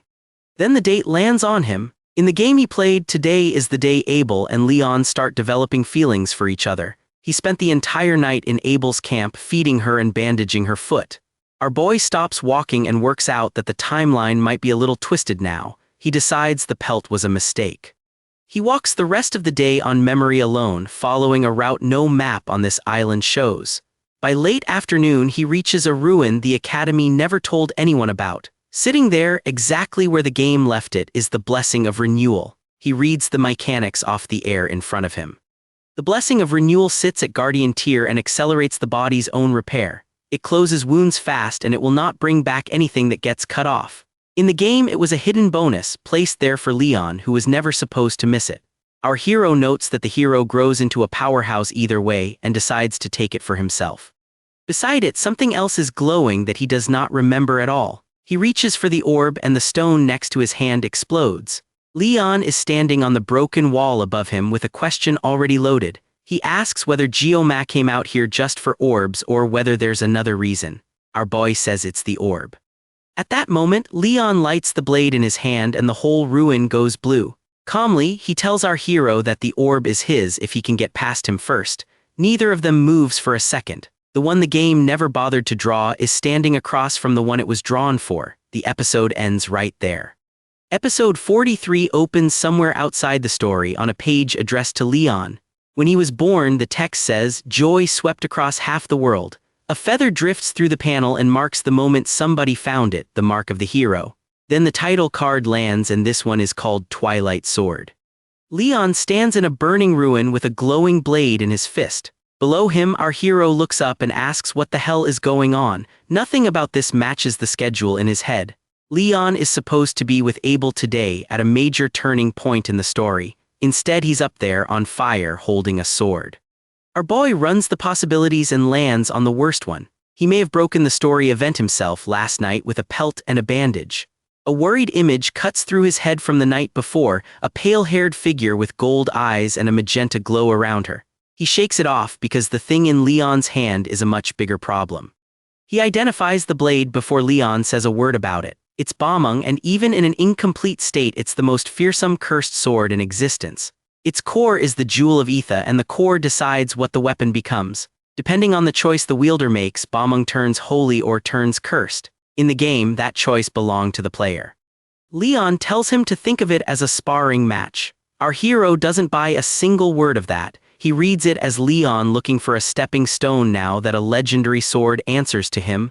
The orb is an excuse. Both of them know which one is actually being tested here. Meanwhile, Saki and Speed Weapon are arguing their way through the forest hunting the same first year. Weapon teases her about how energetic and helpful she's been ever since GMAN came around. Saki doesn't deny it and asks whether it was that obvious. Then a boom rolls through the trees and the two of them start running toward it. Back at the ruin, Leon stops pretending this is practice. He tells our hero to draw his blade because this was bound to happen sooner or later. Light gathers in his fist as the blessing of miracle answers him. Across from him, the blessing of the blade god comes on in red and a sashimi knife comes up. They meet in the air and the impact takes the top off the ruin. Leon lands, resets his stance, and remarks that this is nothing like the midterms. Our hero answers by asking whether the hero has been solo leveling on the side. What happens after that gets faster than either of them can talk through. Leon fights the way the story wrote him, clean and forward and certain of the outcome. Our hero fights like a man who has cut 10,000 things that were never people. Every time Bamung comes down, the knife is already somewhere the sword isn't. The gap between them narrows in a direction Leon never planned for. Bamung carves trenches through the stone and our boy keeps stepping inside the swing. He can't trade power with a legendary weapon, so he trades distance instead. 20 years to one blade shows up in the footwork long before it shows up in the strikes. Leon gets pushed backward across his own battlefield and doesn't understand how. From the tree line, Saki and Weapon reach the edge of it and stop moving. Neither of them steps in.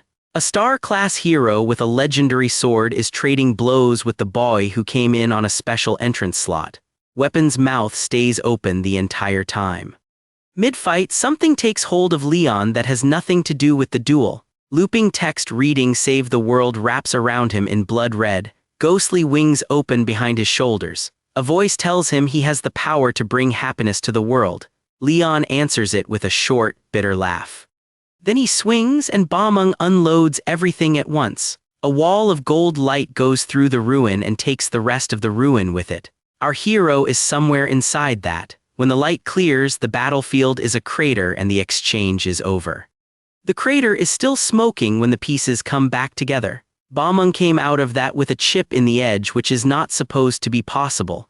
Leon looks at the damage on the most fearsome cursed sword in existence and cannot explain it. Our hero is nowhere in the crater at all.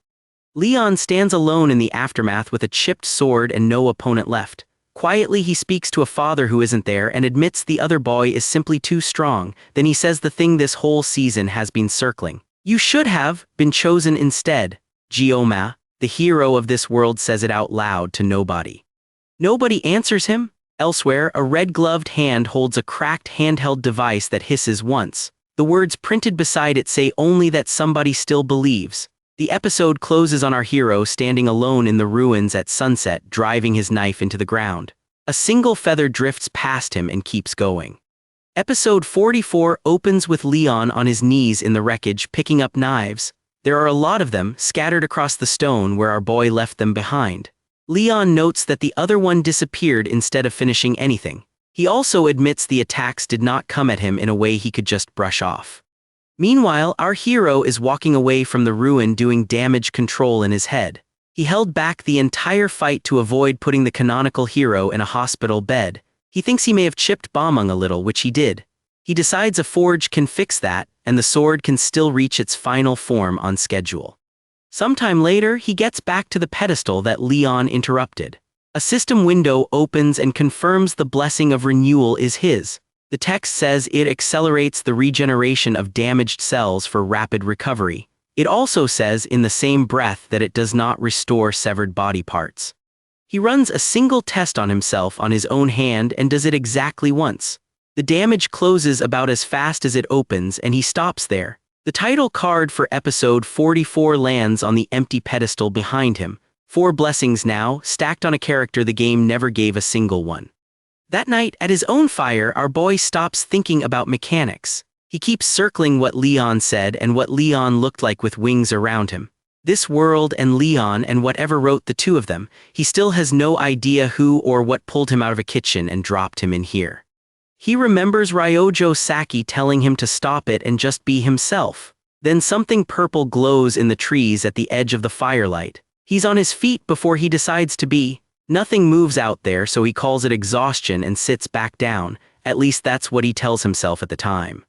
Elsewhere on the island, the rest of them are camped at a clearing signposted the boundary line of death. A girl scrolls her phone by the fire. Rachel and Chloe are clowning around instead of collecting orbs, and somebody is bathing off to the side. Our hero looks at that from very far away and says the word friends like it's foreign. Out of nowhere, the woods around him come apart. Cloaked figures move in from 3 directions at once and none of them are students. He gets under the first one and that one doesn't stay standing. The rest stop exactly where they are because this is not how the job was described. Their leader steps out with white hair, an orange streak running through it, and 2 daggers. Our boy recognizes her on sight as Shenlei, captain of the Undertakers. She's a noble's daughter who was betrayed and became a contract killer instead. In the game, she is the first half-human, half-demon that Leon ever meets. She's here asking a 17-year-old about his affiliation. Confused, he wonders why hired killers want to know which organization a student belongs to. Then he decides to be rude on purpose. He calls them a corpse disposal team, a pile of peasants who kill for coin. One of the assassins winces because that's the one word their captain hates most in the world. Shenlei turns to her vice captain instead of to the student. Coolly, she asks Tipeng Jang whether being called a peasant by a special entrant hit a nerve, given his noble background. The vice captain answers that by lunging with everything he has. Red light comes on around a short blade and the lunge ends in one motion. Somebody screams for the vice cap. Tipeng Jang doesn't get up and the woods go very quiet around what just happened. Our hero looks at his own hand and works out what it means. He cut a real man, not in a subspace, and there's no window to close and no save to reload. He's still standing there when Shenlei stops sounding interested in recruiting anybody. Flatly, she tells the rest of the Undertakers to finish him off. The circle around him tightens and the next blades come off their belts. Our boy sets his feet in the dark and starts counting how many are left. Episode 45 opens somewhere that isn't a forest at all. Chef Kim is standing in a white coat and cap checking his phone. The screen reads December 7th, 1207. He mutters about where he left his humanity and decides it's probably in the fridge. The drink labels behind the glass spell out blessing of the blade god, 1 word per shelf. Then the labels rearrange themselves. They spell out 4 more words telling him it doesn't matter what it may be. That's the same line the GM left him back in episode 36 right before the connection cut. A flash of light swallows the store. When it clears, our boy is back in a corridor of red grid lines with combat numbers flashing past his shoulder. The hooded men come at him in a wave, yelling at each other that he's just a kid. He cuts through them one after another until the yelling stops. He walked off that field alive and he didn't walk off it whole. A caption says he spent too long fighting Leon and the Undertakers. It also says he doesn't regret a second of it. Among the fallen, one of them is still talking. He complains about a job that paid 100 million per head with a bonus on top. Another one curses the old man who hired them and doesn't get to finish the sentence. Our hero walks past both of them without slowing down. Everything the elder paid for is lying in the grass. By now our boy has been fighting since the duel with Leon ended. His shirt is more blood than fabric and most of it isn't his. A counter in the corner of one panel says 9 seconds are left and the page never explains of what. He keeps moving anyway. 20 years to one blade taught him that stopping is the part that kills people. The title card lands mid-episode and names this one Calamity Part 1. By then the clearing is quiet. Shen Lei sits tied at the base of a tree, silver hair falling over the red mark under her eye. The protagonist crouches in front of her with the knife out and asks who bought the contract. She doesn't answer the way he expects. Flatly, Shen Lei tells him she has no family and no parents and that her records were erased years ago. She says it the way people report weather. Our boy goes quiet. For a second he isn't interrogating anybody, he's trying to remember what his own parents looked like. He can't. He shakes it off and asks the question again. At that moment the air in the clearing changes weight. The blood the fight left on the ground starts to move and it moves toward her. She screams at it to get away from her. Whatever is doing it isn't listening. The thing that stands up a minute later is wearing her body and it isn't her anymore. Meanwhile, a long way off, an old man in a floral shirt is supervising a student's fishing test. He stops mid-sentence with the rod still in his hands. Grimly, he tells the boy that the mana coming off the horizon belongs to a legion commander. Behind them, a column of golden light tears the night sky open. Elsewhere, someone at a lit window watches the same beam and murmurs a word about a lord. Back in the clearing, the light folds down into a woman wrapped in fire.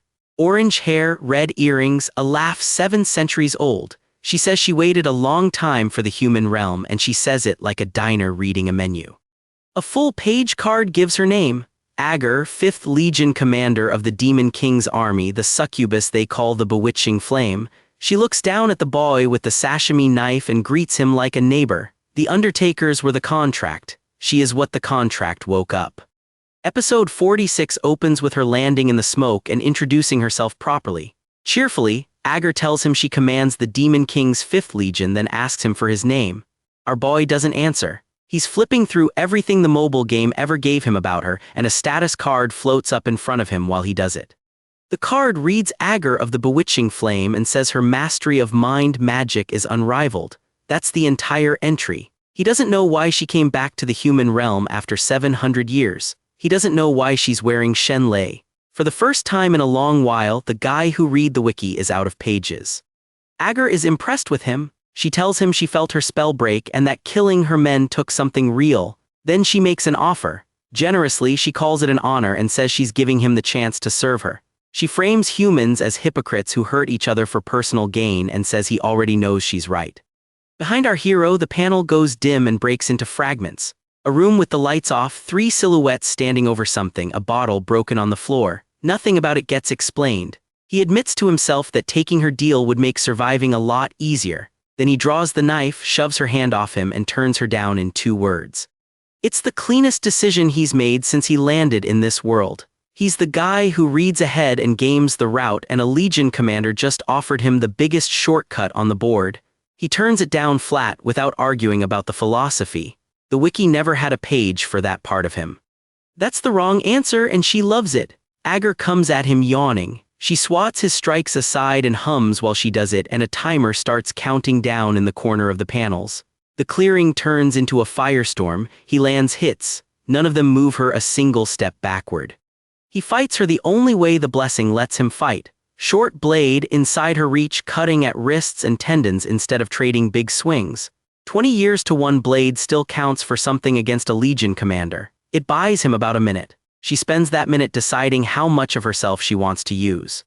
Mid-fight, she stops to look at her own hand, which is burning. Annoyed, Agar complains about a clause from 700 years ago and about never getting used to red blood. Then she says something worse than the offer. She tells him he has more potential than the child her people already marked as a vessel. Sometime later, she decides she's done playing. Agar calls it one final test and pulls a fire spirit up out of the ground behind her. It stands taller than the tree line. She tells him to survive this and he passes. Then she throws the whole thing at him from 3 steps away. He does everything right and it still isn't close. He splits the first wall of fire with the knife and the second one goes through him. The heat takes the ground out from under his feet. There's no cooldown left, no blessing still charged, and no angle he hasn't already tried twice. The timer in the panel corner runs out. Out of nowhere, a sword with a glowing blue edge comes down in front of the fireball and stops it. The man holding it is old, silver-haired, and dressed in a floral shirt and sandals. He shouts at GMAN to snap out of it and says, "Not this boy, never." Agar asks who the geezer is and tells him to stay out of her business. Then she hits him point blank and tells him to go ahead and protect the kid. The blast throws our boy across the clearing. He comes up coughing, unsure for a second whether he's dead. The old man is still standing between him and the fire, one hand on the hilt. GMAN gets one word out and it's a title, Blade Emperor. Episode 47 opens with both of them on the ground. Our boy is kneeling next to the old man whose left arm is gone at the shoulder. Quietly, GMAN starts to say something about the arm. The old man cuts him off, tells him it's all right, and says he only needs one hand to use a sword. Then he stands up. A caption explains what it costs a demon of Legion commander rank to stand in this world at all. First, they need a flesh sacrifice to loosen the boundary between the demon realm and the human one. Then they need a human vessel to anchor them on this side. Every assassin who died in that clearing paid the first half of that bill. It also explains Shenlei. She wasn't recruited for it and she wasn't warned about it. She was the anchor, picked out of the only body still breathing when the ritual finished. Our hero had her tied to a tree 10 minutes earlier, listening to her talk about erased records. Nobody in that clearing chose what happened next. The old man fights her one-handed and he's very good at it. He drops low, comes up under her guard and opens her ribs before she reads the angle. Between exchanges, he tells her what he thinks of demons. Humans keep growing even after every reason to stop is gone, he says, and that's the part her kind finds terrifying. On the edge of it, our hero can't move. He tells himself that if he lets go, there's no coming back, and the line sits there with no explanation attached. His hands close into fists. He says out loud that he can't listen to this anymore. The panel behind him starts to crack down the middle. Then the fight turns over. Agar stops treating the old man like an opponent and starts treating him like a lesson. The strongest human alive was losing in front of a boy who couldn't do anything about it. Several pages go by like that. When it ends, the old man is down on his knees and the demon is mocking his grand speech. Shortly after, she comes for our boy. She puts him on his knees with one blow and knocks the sashimi knife out of his grip. Her palm presses into his face, glowing, while she calls it his stamp of approval. The knife lands in the dirt a few feet away. He can't reach it. That's the whole picture laid out across one page. The strongest human alive is bleeding on one side of the valley. The knife is in the dirt on the other. In the middle is the extra on his knees with a demon's palm on his face. Nothing he played, read, or looked up covered a scene shaped like this. Agar turns back toward the old man to finish the job. That's when the page stops being a fight page. A system window opens across it and reports an external breach detected. A second line says an autonomous defense protocol is initiating. Nobody standing in that valley typed either of those sentences. A counter starts climbing in the corner. 18.6, 27.6, 38.7, 58.9. The window says it's using Yggdrasil as a catalyst to temporarily elevate the user's rank. That word matters. It says rank, not synchronization, and his synchronization is still the 12.7% from months ago. Another line says the world line is being recalibrated through program inhibitory control. Then the window reports that the requirements for something have been met and refuses to name the something. The bracket where the name belongs is empty. Whatever the system just unlocked, it isn't telling the person it unlocked it for. Agar feels it before he does. She backs off a step, confused, and says out loud that it isn't coming from the old man. She says it's the kid, then says no, something's different. Then her voice changes register completely. She tells the empty air that she recognizes this from 700 years ago. A second sequence runs. All of the user's blessings are forcibly elevated and activated, the window says, and the counter locks at 100.0. Painlessness comes up marked divine. Renewal, the one he took on the island in Leon's place, comes up marked divine right under it. Renewal is the fourth blessing he's collected, and he took it on the island at Guardian tier. Divine isn't anywhere on that ladder. Heroic, Elemental, Guardian, Servant, that's the entire printed list, and the window just wrote a word above the top of it. None of this reads like a normal level up. Then Transference, also Divine, takes control of both of them to halt the world line's pain and rupture. That's 3 blessings running at once and steering each other inside a body built to carry one. Lightning comes down through the trees. Somebody screams a name into it, and the name is Joquin. The last page is a splash. Our boy is off the ground, floating inside blue-white light, hair gone pale, arms loose at his sides. The caption underneath says what's being released, and it's the blessing of the Blade God. The chapter ends right there with the power finally named and nothing yet done with it. Episode 48 opens a long way from all of that on a hilltop before dawn. Abel von Nibelung wakes up first and says it's the last day, then stops herself halfway into the next sentence. Ryojo Saki is already awake. 2 classmates are still asleep on the ground next to the packs. The others sit up confused because the sky is dark and it shouldn't be. Flatly, Saki tells them they are well past sunrise. She asks Weapon whether he's really the second top scorer, then says it's almost time to head back. She tells the group to move toward the warp point. Nobody looks at that horizon twice. The title card lands and calls this one Calamity Part 4. Elsewhere, the sky is dark for a reason. A figure with glowing pale hair is walking forward through the explosions, shirtless, wrapped in blue electricity. Agar sees him coming and stops laughing for the first time in 4 chapters. She recognizes the power and she has a name for it. Joquin. She says Joquin was human and that there's no way he's still alive. Valor Joquin is the founding hero the Academy is named after. She is looking at a first year with a kitchen knife and seeing a man dead for centuries. Before that, she'd had other plans for the old man. Agar tells him she wanted his body for her lord's vessel, and she's settling for killing him instead so he can't jeopardize her race's future. Then green light closes his wounds from a source the page never shows. He gets back up and asks what in the world is happening. The system answers him. A window glitches open and repeats the line from the end of the last chapter, releasing the blessing of the Blade God. Under it comes the restriction. Manifestation time is capped at 60 seconds because of the strain the thing puts on the world line. 60 seconds is the entire allowance. That's the rule, and the rule gets tested immediately. The boy lifts one arm and the attack that comes out of it has a name. Cosmic Blade. It's one slash of white-pink light that opens the sky from one edge of the page to the other. Agar takes it standing, and she doesn't stay standing. Somewhere in the corner of those panels, the 60 seconds are running out. Nothing in the art marks them off, and nobody in the valley is counting out loud. He gets 1 minute of being the strongest thing on the island. What he does with the minute is walk at a Legion commander in a straight line. She answers anyway. Fire goes up in a wall she calls Blaze, then a bigger one she calls Tempest, and the 2 of them trade named attacks across a burning valley. She tells him she'll see him in hell, and she uses his name to say it. Then the whole panel goes white. Back at the hilltop, the students watch the sky split open above them. One of them says it doesn't look like any sunrise he's seen. Abel stares at the light without saying anything at all. They are 1 warp point away from the worst fight of the season, and none of them know it's happening. Back in the valley, Agar can't get up. She says her very essence of mana was severed, that severed means she isn't regenerating and that she's going to die. She decides she isn't dying for nothing. She calls the boy exactly what he's been all episode, a calamity for demons, and drags herself toward him while he's down. She doesn't get there. The old man takes her by the throat with blue lightning crawling up his arm. Coldly, he tells her that running now makes her no better than Basman, the 6th Legion commander. She curses him one last time as a descendant of Aaron. He tells her that isn't his name.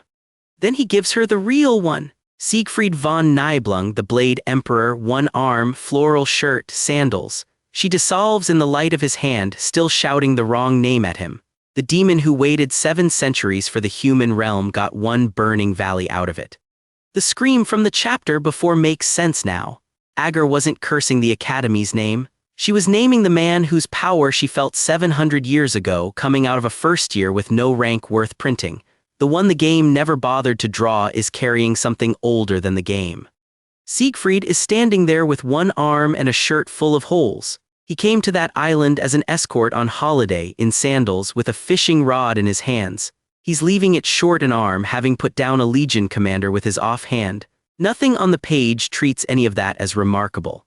Siegfried goes through the rubble and finds him. The light is gone, the pale hair is black again, and the boy is unconscious on cracked stone with nothing left in him. The old man checks him over and says he'll pull through. Then he asks the question the whole season has been building toward, and he asks it out loud. He asks GMAN just what he is. Nobody answers him because the boy is out cold. The closing caption does it instead. It says the old peoples both feared and worshipped the forces they couldn't measure, and that they had two words ready for them: a calamity or a god. Episode 49 opens at night, on an academy that has heard almost nothing. A phone screen scrolls a Neo-tube feed about an incident involving the Blade Emperor. The live chat argues about whether he really lost an arm, and one commenter suggests he cut it off himself. Nobody in that chat has a source. Ryojo Saki refreshes the feed looking for one name and doesn't find it. Sourly, she tells herself she was hoping for news about GMAN and that finding nothing figures. Two classmates behind her are talking anyway. They say the black-haired special entrant came off Avalon Island on a stretcher, in critical condition. The next few days go badly for the wolf class. In the library, Saki tells a loud table to keep it down and admits she hasn't been sleeping. Chloe hasn't stopped crying since that day, and her friends have stopped pretending they know what to say. When the group goes to the hospital, they don't get past the door. Two guards turn them around, citing a special order from the director herself. Chloe gets through the line anyway and shouts his name down the corridor before somebody catches her arm. A pale-haired figure yells in the scuffle. The order holds either way. They go back to class without seeing him. Nobody at the academy is told anything. The wolf class keeps its schedule, the instructors keep their mouths shut, and the feed keeps guessing about an arm. The one student who could clear all of it up is asleep in a ward nobody's allowed into. Saki keeps checking her phone between classes anyway. Sometime later, Saki reads the last message she has from him. He wrote that there was something he wanted to do, so he was going alone. She wrote back that it was okay and wished him luck. She puts the phone down and starts assembling the rest of it herself, from the mana readings and the shape of the island. Avalon came back on the maps as a lava-filled hellscape. Saki works out that a demonkin or a monster attacked, and that the Blade Emperor stopped it at a cost. Then she lands on the number everyone has been circling all week. The strongest human alive is missing his left arm. She's right about almost all of it. Meanwhile, at Star class, Rachel de Murat checks on Abel and doesn't make a joke out of it. Carefully, she mentions that her uncle, the Spear Saint, has been asking after the Blade Emperor too. Abel tells her to let him know he's doing all right and thanks her for worrying. Neither of them mentions the boy in the ward. Back at the hospital, Medea Poison wants an explanation, and she wants it now. She tells Siegfried that the boy's muscle fibers were ripped apart and his nerves were hanging by a thread. She says he's now in perfect condition and calls that nothing short of a divine miracle. Then she admits what she did to get it. The director threatened every medic and healer on staff personally until the boy stabilized. Siegfried did his part quietly. He nursed the kid through the entire hospital stay himself and paid to reserve the whole ward so nobody would wander in. 2 of the 7 stars spent a week guarding one first-year's bed. Then Siegfried hands her the piece she's missing. Ager, 5th Legion commander, came through on Avalon Island, and she's the one who took his arm. Medea starts on the obvious follow-up about who on earth beats a Legion commander. She stops herself halfway through it. She gets as far as asking whether the demon was defeated by and never finishes. Siegfried sips his tea and lets the sentence die there. Warmly, he says they should save the story for when they're all together. Then he jokes that a boy that young has better places to be than tangled up in grown-ups' business. The season never prints the answer anywhere. It just moves the teacup. Medea's part in it is the strangest kindness of the season. The woman who built the battle royale that nearly killed him leaned on her whole medical staff to keep him breathing. She never tells him she did it. He walks out of that ward assuming he got lucky with the doctors. Back at the academy, Chloe is showing off a handmade recruitment poster for the travel club. It's enormous, it's bright orange, and Speed Weapon and Saki are both visibly choosing their words. Then somebody spots a familiar silhouette coming up the path. Chloe slashes her own poster in half and shouts that GMAN must never lay eyes on it. The poster has a hand-drawn knife on it and the club name spelled out in 4 colors. Weapon says it looks great in the voice people use when it doesn't. Saki says nothing at all. Chloe spent the worst week of her year crying about him and she spent part of it making that. Saki is on a bench nearby with a jelly bar that doesn't taste as sweet anymore. She sees him and says his name out loud. The group closes around him asking how he's feeling and where he's been. She flicks his forehead once hard, then she tells him welcome back quietly like she's been practicing it. The title card drops into the middle of that scene and the shot picks up on the other side of it. Our boy looks at the 4 of them standing there waiting. He tells them he's back. Chloe immediately starts trying to explain the poster and nobody in the group lets her. Elsewhere, a gray-haired man with a week of stubble sets a bottle down on a table. The tablet in front of him is stamped failed. It's an Undertakers mission failure report and the line under it says all members killed in action. He slams his fist into the table and calls them worthless vermin. The Elder's contract is still open and nobody on the page says his name. And that's where this recap ends. What did you think? Let me know your rating from 0 to 10 in the comments. Story and art by GMAN, original work by Tangahuru, and support the official release.